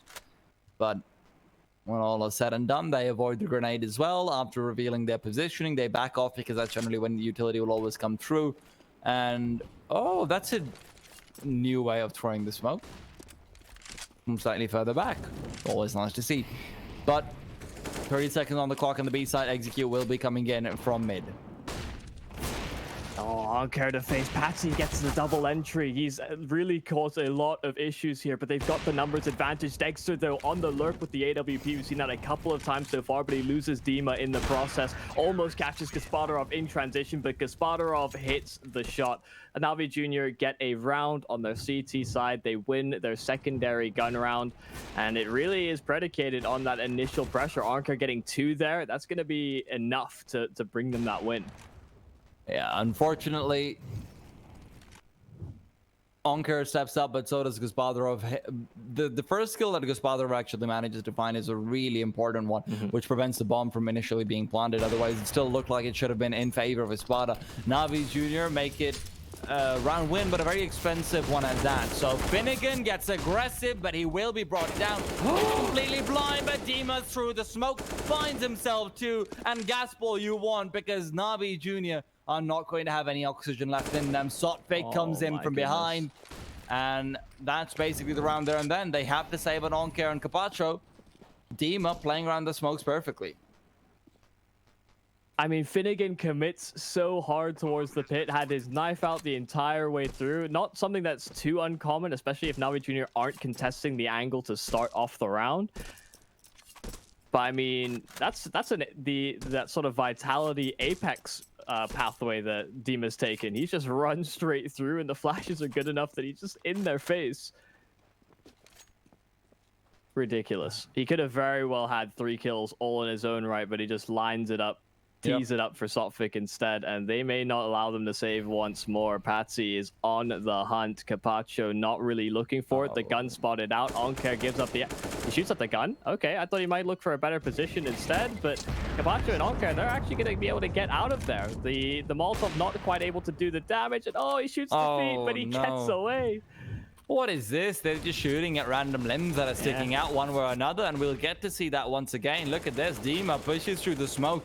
And the flashbangs were perfect from the T side, which allowed them to actually get those kills. But if you want to get something for yourself, you can go over towards Hellcase, which is the biggest and most known case opening website with almost 100 cases, updated case battle, upgraded, dozens of giveaways per month, and more absolutely unique features. You won't get bored with Hellcase. Use promo codes to save more and grab what you can. Dima grabs what he can, and that is Ankar's life and more. Dima will keep on going. Dima is not done because his teammates are trying to steal his kills, and he doesn't want that happening. Well, no big issues in this round. It's a bit of a brawl towards long, but Dima makes it look easier than it really should have been. And while Bit will try and navigate away with this AK, it's going to be an ESPADA round. A touched upon scoreline in previous endeavors, not quite seen today. A 7-1 for ESPADA. Their T sides have been very, very good across the series so far. And Bit, I think he's going to line up another kill, maybe able to save an AWP into the following round. And in fact, he should be able to get away with that one. Okay, never mind. That's sharp from Finnegan. I thought that was going to be a bit more difficult given the ramp. Hard shot to hit, but he nails it. Indeed. 7-1. Na'Vi Jr. pulls out the double AWP again. And one thing that I really remember what Maui Snake said to me, and I'm sorry, Yumi, I keep bringing up my jolted, co-casters, but Maui Snake brought this up to me, which is that very often teams that rely super heavily on double AWP setups just aren't feeling confident in themselves at that time, and they just need stopping power one way or another. Onkyo does connect with the shot over here, and that'll be at least lending some assistance to the CT side. But if they are getting to the point where they're feeling underconfident, and we do somewhat see that as there is no aggression, there's no real moves being made, ESPADA is dictating the pace of the game entirely. This is a dangerous sign of things to come. But Na'Vi Jr., Gospodarov is also a particularly dangerous man, but yeah, the question is, can he actually land the shot? We need to look at Softpick, boys. Softpick moves forward. Gospodarov is brought down by Dexter through the wall. Bit now trying to fight back and is unsuccessful in his endeavors. Oh, Gospodarov was holding the angle for so long. Okay, sharp from Onkyo equalizes the affair into the 2-on-2. Now they don't have the sanctuary of short to play for the retake, and Na'Vi Jr., it feels like they have to go for this. This is going to be a difficult one to sell, considering they've got that double up investment that they really want to hold on to, and you can see them backing away. They want to save these. I mean, it's not something that Na'Vi Jr. shied away from doing, even when they're winning the map, going for double up setups. They like having Gospodarov and Onkyo on those weapons, but the issue becomes that pacing, the stylistic play that we saw from those CT sides in the past, where they are going for aggro picks, where they are trying to get in the face of their opponents, it's absent so far this game. ESPADA are having so much freedom to explore the map, and although they'll go for early picks with the AWP, we're not seeing the likes of Bit try and get aggressive. We're not seeing that same kind of play from them. 8-1, and Na'Vi Jr. will be able to keep their AWPs sustained, but listen, man, this is Counter-Strike. This is not sustainability. This is not a Green New Deal. This is very much battle, blood, and warfare. You don't want sustainability. You want someone to go absolutely ham. And at this point, no one's really giving us indications of the ability to do just that. Smoke comes out early on. Onka is late on the attempt at the refrag, although he does get a quick little tag in. But ESPADA, they've still really got all the map control in the world. No contestation coming up from Na'Vi Jr., except maybe you can argue on long. And even there, Tropa isn't really getting super aggressive. He's just playing from Bit and holding. Oh, they go out to clear Capacho, that one and done angle. There's the secondary kill as well. Capacho is really stopping them from progressing, and that's allowed the rotation in. ESPADA didn't have all of their eggs in one basket, didn't commit fully to the push, and now that Softpick's trying to get more space, Bit's in position. He's able to get a shot in with the AWP. He has reinforcements coming as well, although the doors are smoked off. Oh no, Bit, he's going to get isolated. Gospodarov swinging with the USB of all things. A brazen play to make, but it means that Patsy's in the 1-on-2, and he knows the AWP's position at the window. Well, he pulls out the Molotov. That's a mistake and a half. And he's going to try and go for the pre-fire. Gets one, connects with it. Molotov, put back in. It's time for the guns over here. He needs to reload. Pulls out the USB, wants to fight back, and he does so beautifully. The early damage coming in, and Gospodarov missing his shot, dropping down while he was actually supposed to be covering off his teammate. Allows for Patsy to just get the full spray down, and with that, a 2 versus 1 that should have gone their way off the back of Capacho's heroic efforts will just be Patsy having a USB highlight. And you don't like to highlight misses, but that is a must-hit shot for Gospodarov. They're so committed to taking that fight. He loses his teammate, and he misses the shot. I mean, that plays perfectly for Patsy. Okay, Onkyo starts off the round well, but even with that, ESPADA take control of long. They get it back into equal numbers, and they have the utility, they have the weaponry, they've had the momentum throughout the series on these T sides. I'm really starting to lose that hope. The idea of a tale of two sides is certainly something that we can touch on when we end up in the second half, but ESPADA just have so many answers to what Na'Vi Jr. are bringing into these rounds. I mean, they're just hitting some fantastic shots as well. I think the term is ESPADA just looked better at this point. Yeah. Finnegan moves in. It's really just a T-sided bloodbath. Topa will have a few chances to maybe get something, but the bullets to the head count, I feel like that's something, technically. Patsy's loving this USP. Just he's had some good kills with it. He got 4 in the anti-eco just now. Obviously, the AK was a big part of that, but I mean, it helps. German soul wound. I took this from one of your bodies. Yes, this belongs to you. You couldn't use it, so I have it. It's like. Actually, I'm not going to make that analogy. Never mind. Dexter, move forward with the AWP. And he will not find anything but thin air, and that could be a sign of the T sign backing up very quickly because lower tunnel aggression is expected, and it is correct, that expectation. The question is, can they actually cut them off while they're moving back towards A long? They've been given full control, and the CTs do not feel ready to commit back to long despite some potential information having been given away as well. Much better posturing up from Navi Jr. This is what we want to see really from the CT side. It's not going to quite bear the same fruit as if ESPADA had gone for a more standard default, but it means that they can reinforce the safe bombs like ESPADA are trying to get around these smokes. The flashes are good so far, so he gets nothing accomplished. Flashed up, not able to scope in with the AWP, and sight control gained here from ESPADA. They have to play retake now from short, and Sofig, he's so concerned about Gandalf that doesn't actually commit to the plant as of yet, but now they can get this underway, and the Navi Jr., they're trying to beat the timing. Well, they've got to beat more than the timing. Navi Jr. are aggressing forward. They found 3. Dexter left alone in a 1 versus 3. The clutch machine will have to proceed forward with more. But he just can't get that third kill. Oncare with the double peek will catch him off. If that was an AK, that could have very much been possible, but it's not meant to be. And Navi Jr. crawled themselves together a second round on the board, but it's an expensive one. A very, very, very expensive one. Yeah, really good decision there from Navi Jr. though in the retake to make sure they get the flash out, they get some space out from short early enough that ESPADA can't set up into stronger post-plant positions. It was Topa that did a lot of the heavy lifting in that round. Still a lot more to come, and a miss on the cross. Finnegan trying to get a committed position out towards long, and for now he'll be able to accomplish that goal. Actually still looking for more. I'm surprised. No utility really coming out in support. Patsy's there for the trade though. Patsy wants to Molotov at the pit area, but initially it's all down a bit, and Patsy still fighting back, doing what he can. Pulls out the Glock as well, but this is very much going to be all down to him. Dexter pushes forward. Dexter trying for the kill, and Bit will fall down. 2 versus 2 to ensue.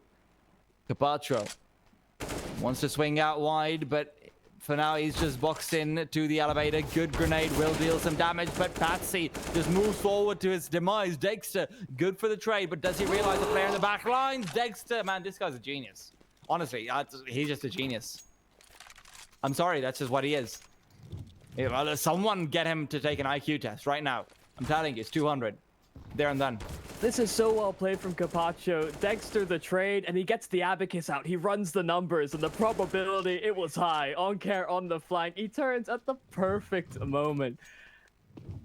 That is ridiculous. Yeah, this man needs to be tested. I mean, someone called Mensa, because I've got you new member. That's what's going on here. Soppic does get tagged down heavily, and that allows the P250s to actually aggress forward. Now, permission to aggress has been granted, but permission to regain the gun will actually go with it, as Oncare on the scout is good for 1, brings out a tag as well, and is refacing forward to try and connect with Patsy. A 3 versus 5 has suddenly come down to the side, which probably wasn't expected to be going down this early on.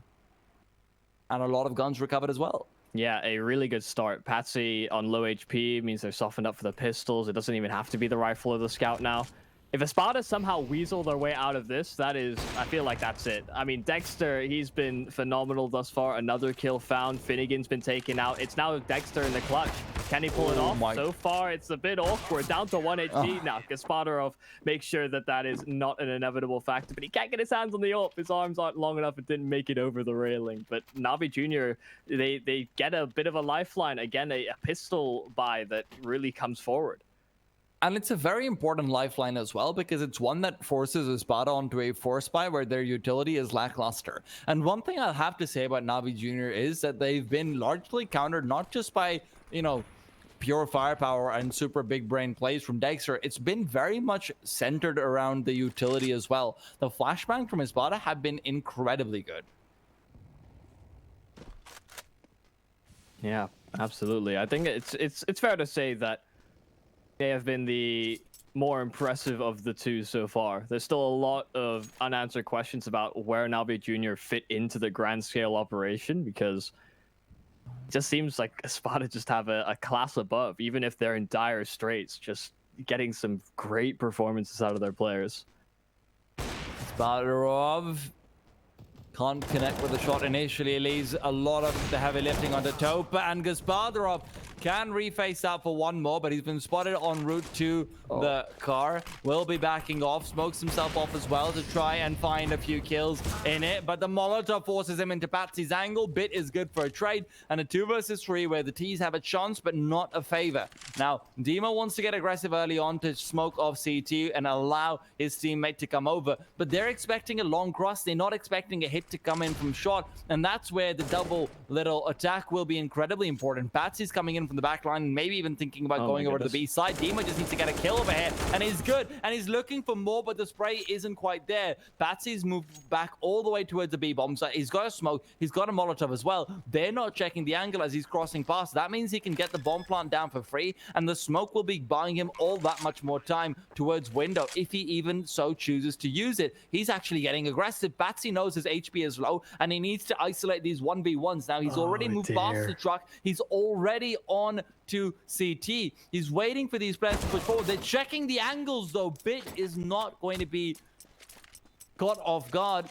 That could have been such an incredibly good play, but unfortunately Dima just couldn't connect with the second spray down, although he had a chance. The spray transfer and the spray continuation not there after the first 15 bullets. Yeah, I wasn't sure if Bit was going to clear it just because the timing was so rapid from Patsy getting so close CT, but he gives them the respect. He understands that's a possibility, and well, they mustered together a couple more rounds towards the end there.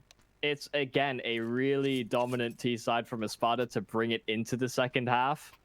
And while our partners over at LoopBet, they are, yeah, we can understand this. A 105 to 7.8. Things not looking too hot for Navi Jr. Maybe this T side will be as impactful, but it's a tough argument to make. Well,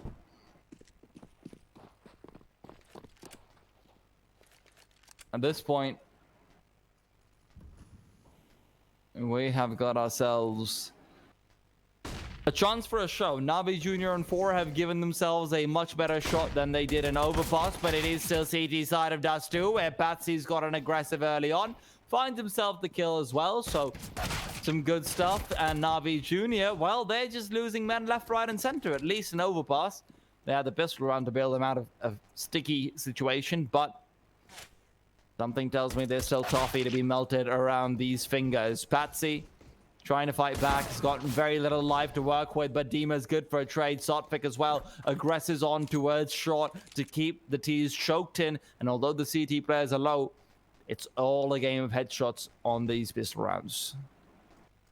Yeah, they've cut off any sort of rotation back towards B, so there should be an easy enough read now for ESPADA to make. They've got Finnegan in the upper tunnels, locking them out. Sophics the healthiest player on the side, so if he falls here, this could actually go from bad to worse. And, well, caught reloading, didn't have the bullets, but Dexter at long range commits the car, takes the fights, and gets the round for ESPADA.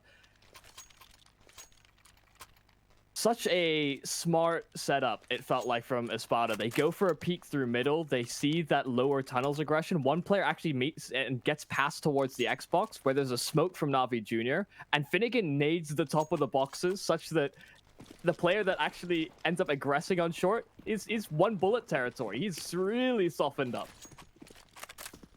Some great little protocols in place for ESPADA.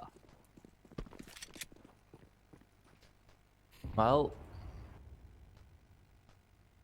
Navi Jr. They do elect to go for the actual eco, which I'm very surprised about, to be honest. I thought this would be a force fight. Yeah. I don't know how much that says about them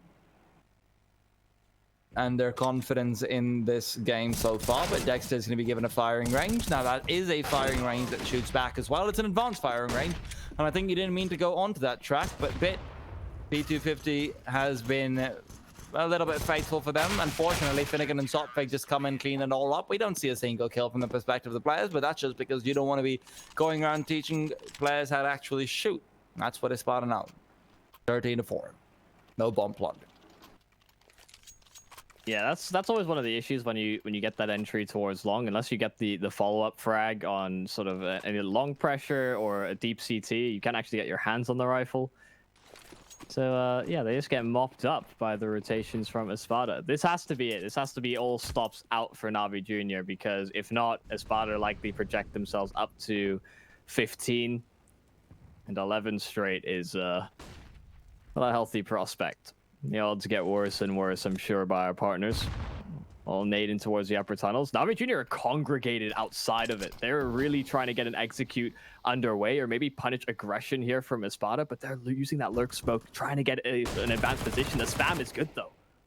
And Dima, he just does finish off that first kill, looks and finds more, and now it's Gasparro to shut him down, but Finnegan's been given a few very low HP players, shuts him down on his own, but it's actually Sopfig to find the kill. Finnegan's not getting anything, and Gasparro somehow finds two, and is expecting the man in the back lines. Batsy is also revealed his position with some noise, and Gasparov has taken his turn to apply from the Mensa test, and he has found himself that kill. 5-13. ESPADA definitely look like they should have closed things out after the first two kills from Dima, but it's just not meant to be, and ESPADA will be put back economically quite a bit. Wouldn't be surprised to see them going for an eco, but a small technical timeout comes in.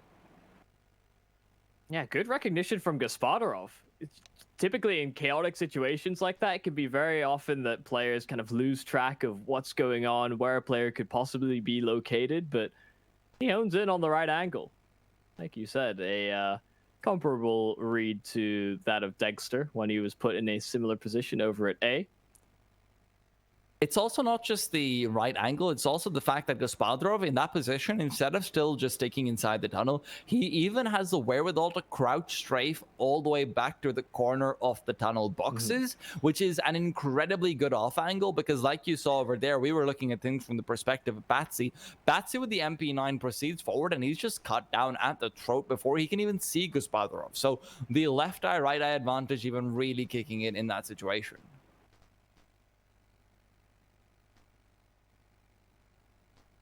Well, I don't think we'll have to delve into sign readings. I don't think there's too many more signs on this map. I think we've still got like half of them left, honestly. See, there you go, Al-Qasbah. It says historic Qasbah, but yes. You know that other shop you're looking at before, the one with the scales? Yeah. I don't even know that.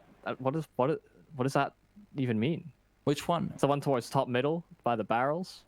Okay, you know what? We're gonna go. We're getting the observer on the right hand side. Yeah. Right. What is the scale like? How does the scale play into this? So a scale is like the traditional sign of Tijarat, which is basically just a trader scale. So like this could be like a supermarket. This could be anything on those lines. I know technically it's also supposed to be law and order, but it's more likely to be just like something like a supermarket or so. Okay.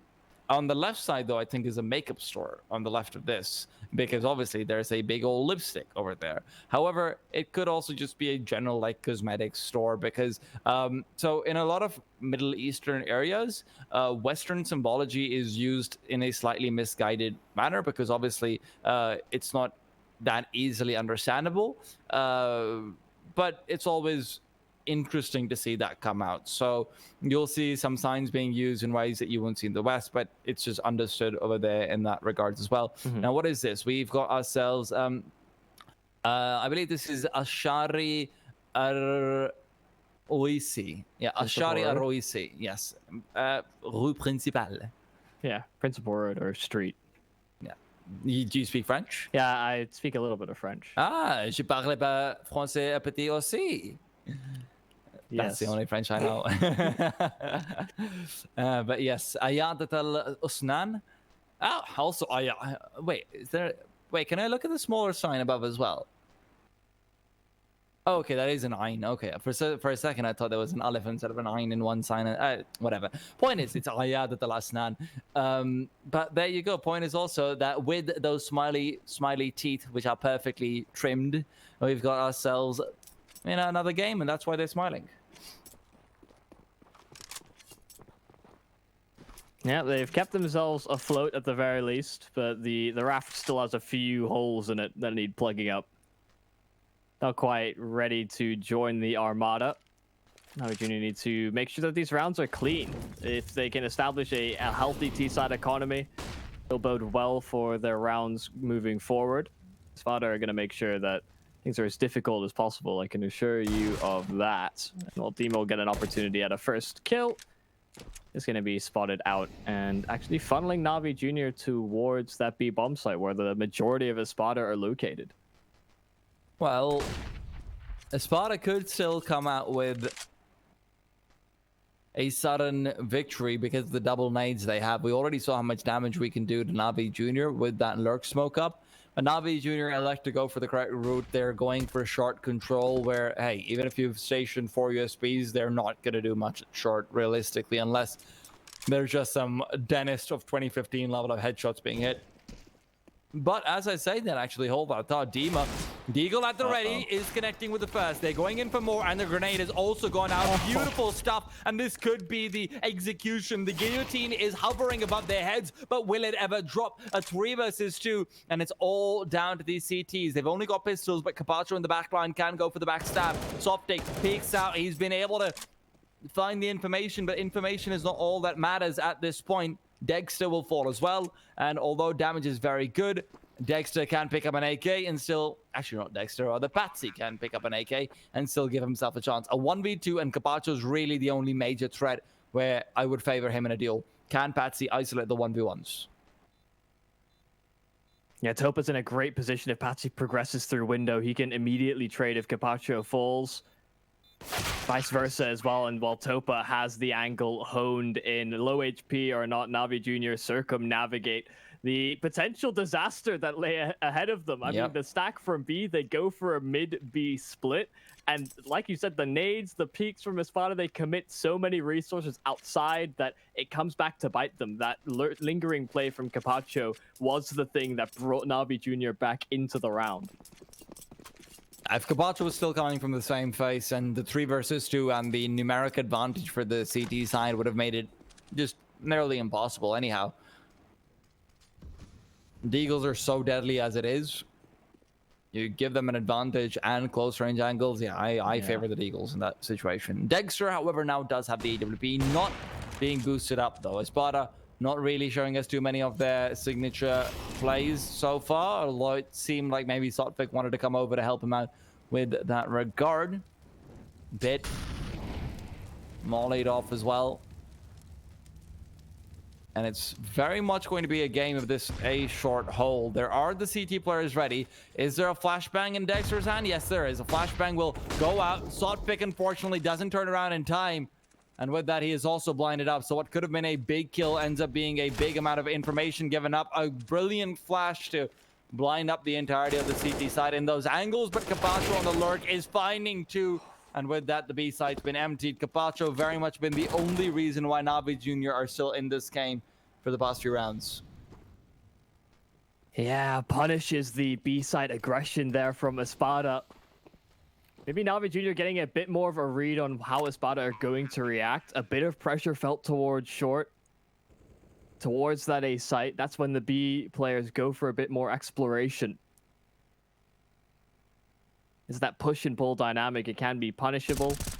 Well, Patsy will get an exit as the Navi Jr. players attempt the hunt. Their money's not in the best of spots either, though. So losing more than just one more additional rifle is already going to be a bit precarious. They actually allow an AK to be recovered, so they've ESPADA can reinvest into the next round pretty safely. Now you just have to have the presence of mind to recognize Dexter is on that AWP as well. I should know that he has it. Indeed, and there goes the Ministère des Antiquities, the Ministry of Antiquities. There you go. Oh. I think so, at least. But hey, first tactical timeout we've seen in a very long time. There have been quite a few technicals, unfortunately. But ESPADA now trying to figure out, do we buy around these two weapons? We don't really have the money of the legend, so let's put it that way. We can't really fill up a Dragon's Horde.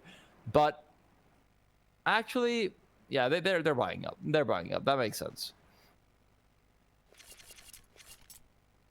You do want to see a little bit more from them in this way of boosts, though, don't you? Like earlier on, Dexter, if he was boosted up in that position, that would have been a freebie kill right there.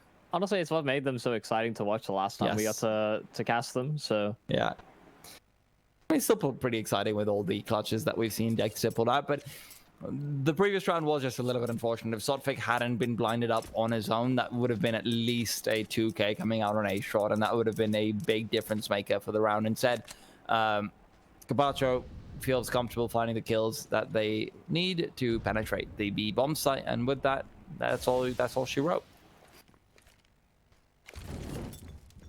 Well, some standard mid control coming out from Na'Vi Jr. The Molotov in. Finnegan is up close in towards the mid doors.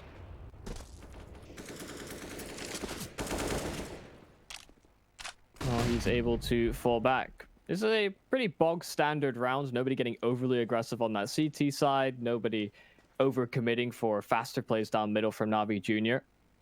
Just kind of poking and probing, seeing what the setup is going to be from the CTs. And ESPADA are playing it further back. They've got Dexter on the AWP holding the line towards short. The nades come through. Oncare almost gets bombarded. He's down to 14 HP now. Smoke goes out as well. Dexter, he's not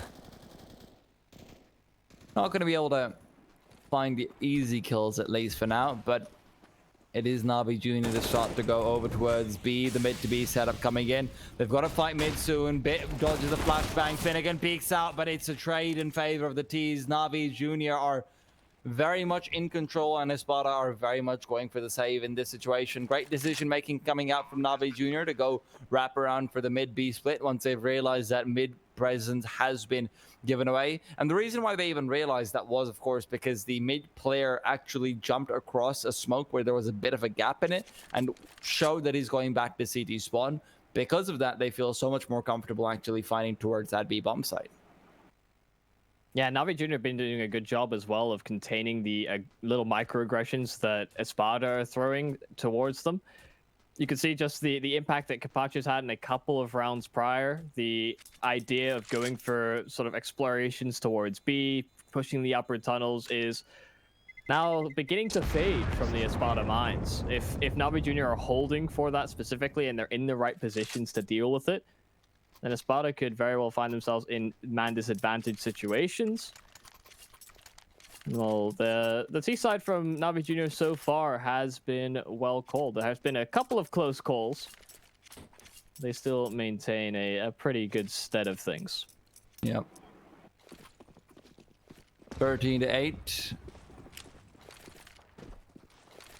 Early smokes, flashes, and the works going out. ESPADA have got to be careful as they contest, and Topa has gotten past the blue bins uncontested. There isn't a Molotov to help him out with at least a smoke from his teammates or something on those lines, but with that, ESPADA finally find themselves the man advantage early on. This is not damage, this is an actual kill, so things become a little bit more dicey for the Na'Vi side. Yeah, just gonna have to sit with middle control instead. You see them going to explore that direction. Sotfik's in a great position to see above the smoke, maybe capitalize. He spots the gun barrel, but little else. Oncare gonna cross alongside his teammate to try and reinforce the split bit. Gets the entry. Gaspadov as well primed on the angle. Had Sotfik committed through the smoke, had he maybe been a bit more impactful on the rotation, that could have maybe changed things for ESPADA, alleviate some of that pressure.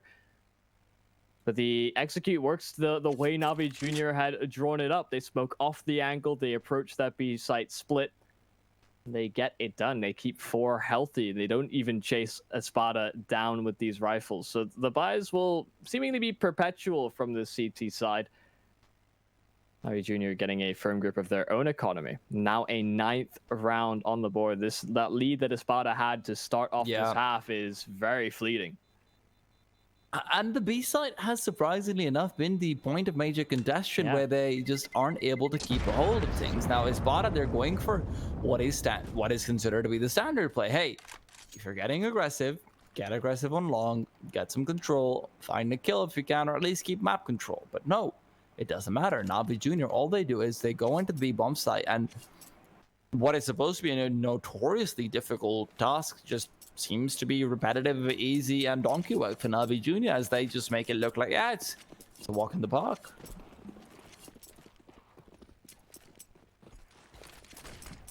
And now again, early aggression to come through, but long is being much more heavily contested by the T side. Yes, there are some trades, but Patsy can't get more than one as he wide swings into a flashbang.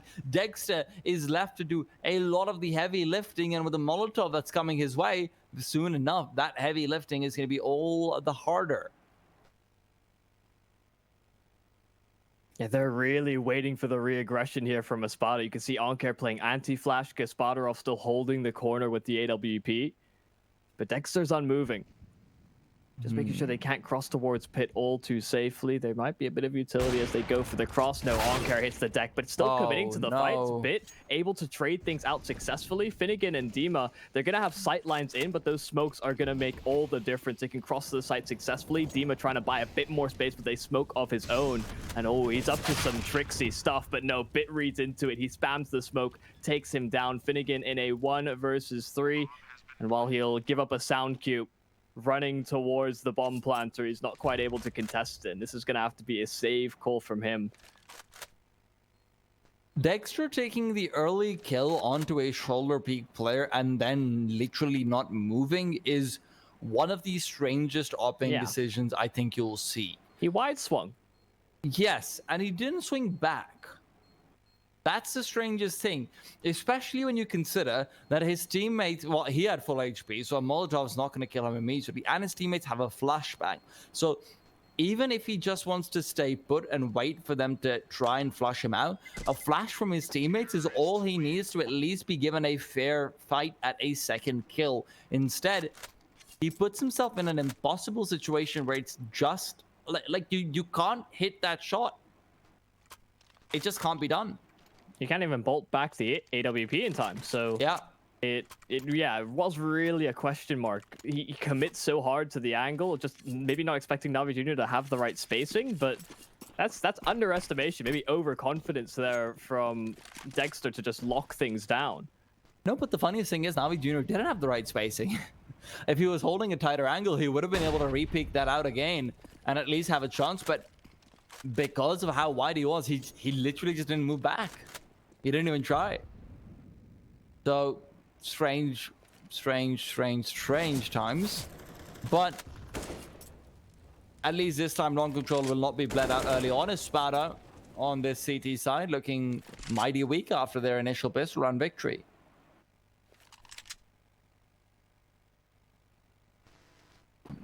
Yeah, not ideal for ESPADA. That lead that they had seems like such a long time ago. Navi Junior have orchestrated a pretty big comeback so far.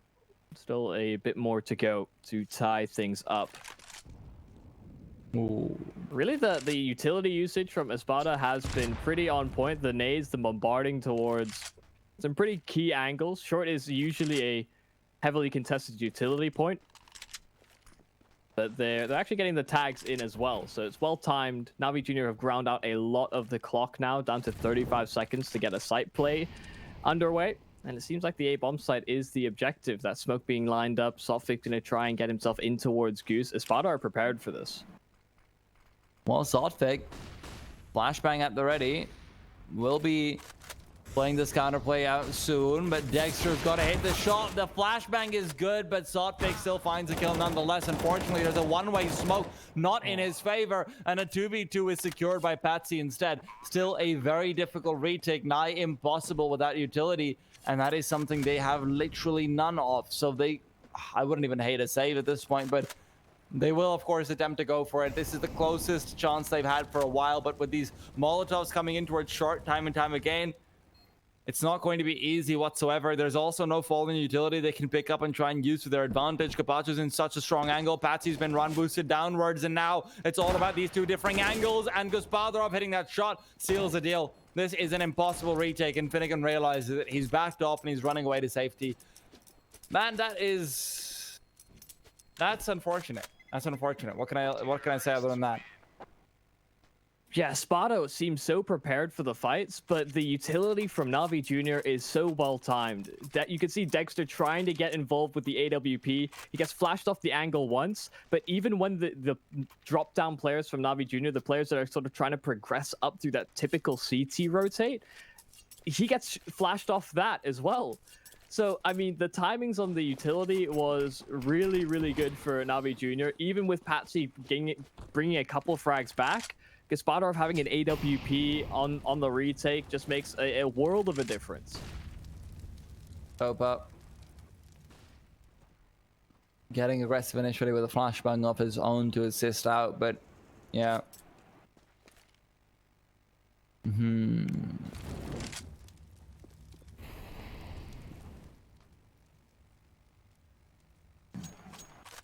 This will be a recurring threat. ESPADA have a max loss bonus. So long as they save one weapon in each of these rounds, they should be able to muster up a pretty comparable buy. But the split towards B. This time, Sophic goes unchecked. They can swing out wide. Finnegan there to reinforce. This is looking like a more shutdown performance from ESPADA. It's been a long time in the works. The closest round that they had was the round prior, and it's still not over yet. Gospodarov's in a 1 versus 5, but this is not seeming likely. Trying to maybe deal damage to that CT side economy as well, as the loss bonus will begin to get cut away. Well, after what seemed to be a very long time, ESPADA is still able to close out a round. The problem is that the T-side economy, as infinite as it is, as you expect, it's going to be even more so when the rounds have been going their way successfully as often as they have. Sorry, I'm stumbling over my words. Regardless, though, what's really a good sign is the fact that the mid-hole has become better.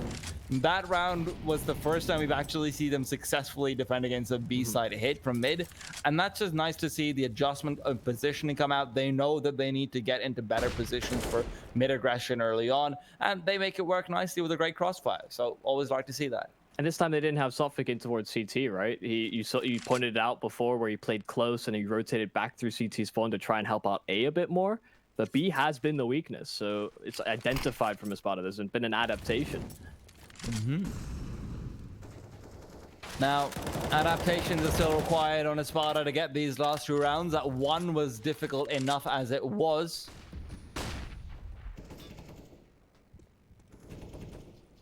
And at this point, Na'Vi, they do not want to let go of the massive amount of momentum that they built up, but the grenade that's likely to follow up after that smoke dissipates is going to be difficult as it is. The good thing about the smoke is it also allows the great flashbang play to come out, and Na'Vi have to respect it because they don't... Yes, they have a player in the backlines who can counter flash for them in the form of Topa, but he doesn't have a flashbang. So that smoke is even more impressive. And that grenade, like I said, comes in right afterwards. And look at this 3-man B stack, which might be getting some action soon enough. 20 seconds on the clock. Na'Vi Jr. are running off back to B, back to Ye Old Faithful. It's been working out so well for them. I'm not sure whether it will right now. Sotfik has found himself 1. Dima's also swung out. With that, it's 3 kills already, and Sotfik is still alive and kicking. He's got plenty of time to stall for his teammates, but HP is lacking, so he can't get aggressive into window. However, once his teammates make their way over, it is still a 3v2 retake. And they actually expend the 1 flash that they had available to them, trying to get a bit more progress towards B. Now they'll commit through. Numbers advantage. Patsy finding the opening kill, but Capacho gets traded out. Dexter to win it back. ESPADA finally hit that 15 mark. They led in the half coming into the CT side. They've been met with a fair bit of trial and tribulation. Then they've found a bit more groundwork, and it's that adaptation, that position where Sophic locks things down outside of B. It's giving the ESPADA players a little bit more room to breathe on that B bomb site. You can see just how pivotal Sophic has been in the past couple of rounds, but it still has to be a one more to bring it over the line, because Navi Jr., like you said, perpetual buys are on the table. And the really good thing for ESPADA, though, is with how many times they've been saving, they actually had just enough residual cash to have a full buy in this situation. Yeah. Otherwise, you'll see so many CT sides crumble. And actually, hold that thought. Okay, there's no action, but you'll see so many CT sides crumble down because of the 1v1 victory and the money not being there for them. So ESPADA at least have a shot at stopping any effort from Navi Jr. to go for overtime.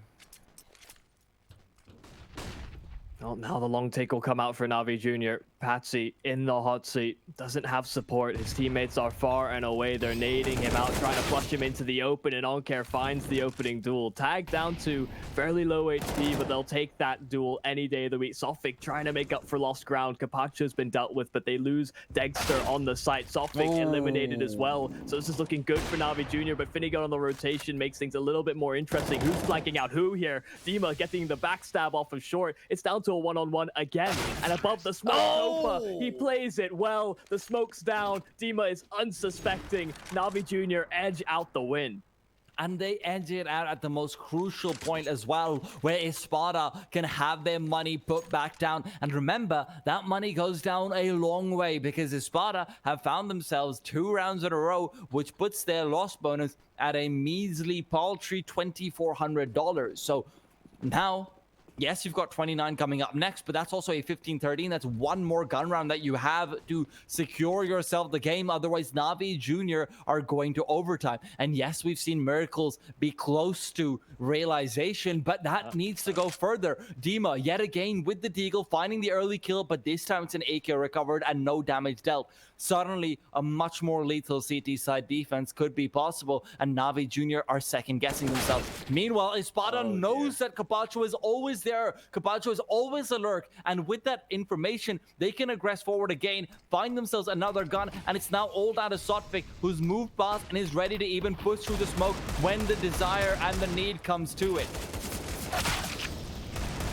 Oh my god, Oncare is down to low HP as well. I'm really getting nervous here for Navi Jr., the USP. Sophic gets a kill as well. It has to be a Topo 1v3. Patsy's down, so now just 2 more players remain. He's out to the USP, but that's not going to have too much ammo. Okay, the no-scope from Topa. He has an inkling as well, an idea of where Finnegan could be positioned. He's got an AK on toe, but he has to hit this shot. This has to be a clean peek here from Topa, and he gets it done. The timing is perfect around the barrels. Navi Jr., these rounds have not been pretty, but they have been close, and they still get the win. They're still in this.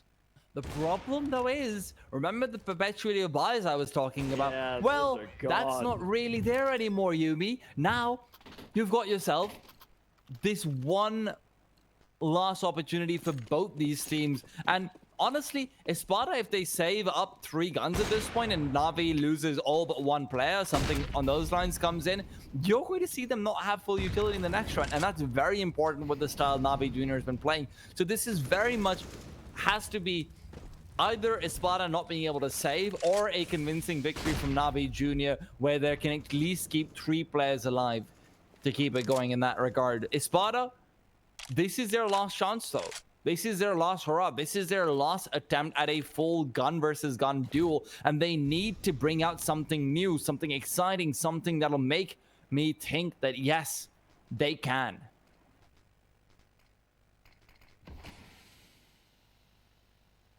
I'm still not quite. I'm like teetering on the edge of being in the Navi Junior camp that they can get this done. But the fact that these rounds have been so close, even up against the pistols, it is a bit ridiculous. The nade is finding consistent damage towards short as well. Navi Junior are tagged to low HP. A couple of players. But still, it's all quiet. 40 seconds left. Na'Vi Jr. posturing up for an A-side hit.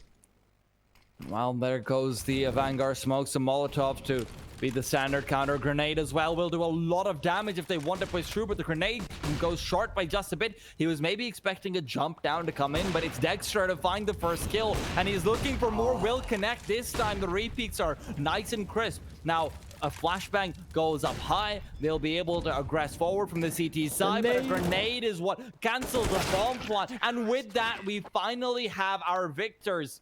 16-13. Na'Vi Jr. are not able to close it out despite their own map pick looking much more convincing in his spot.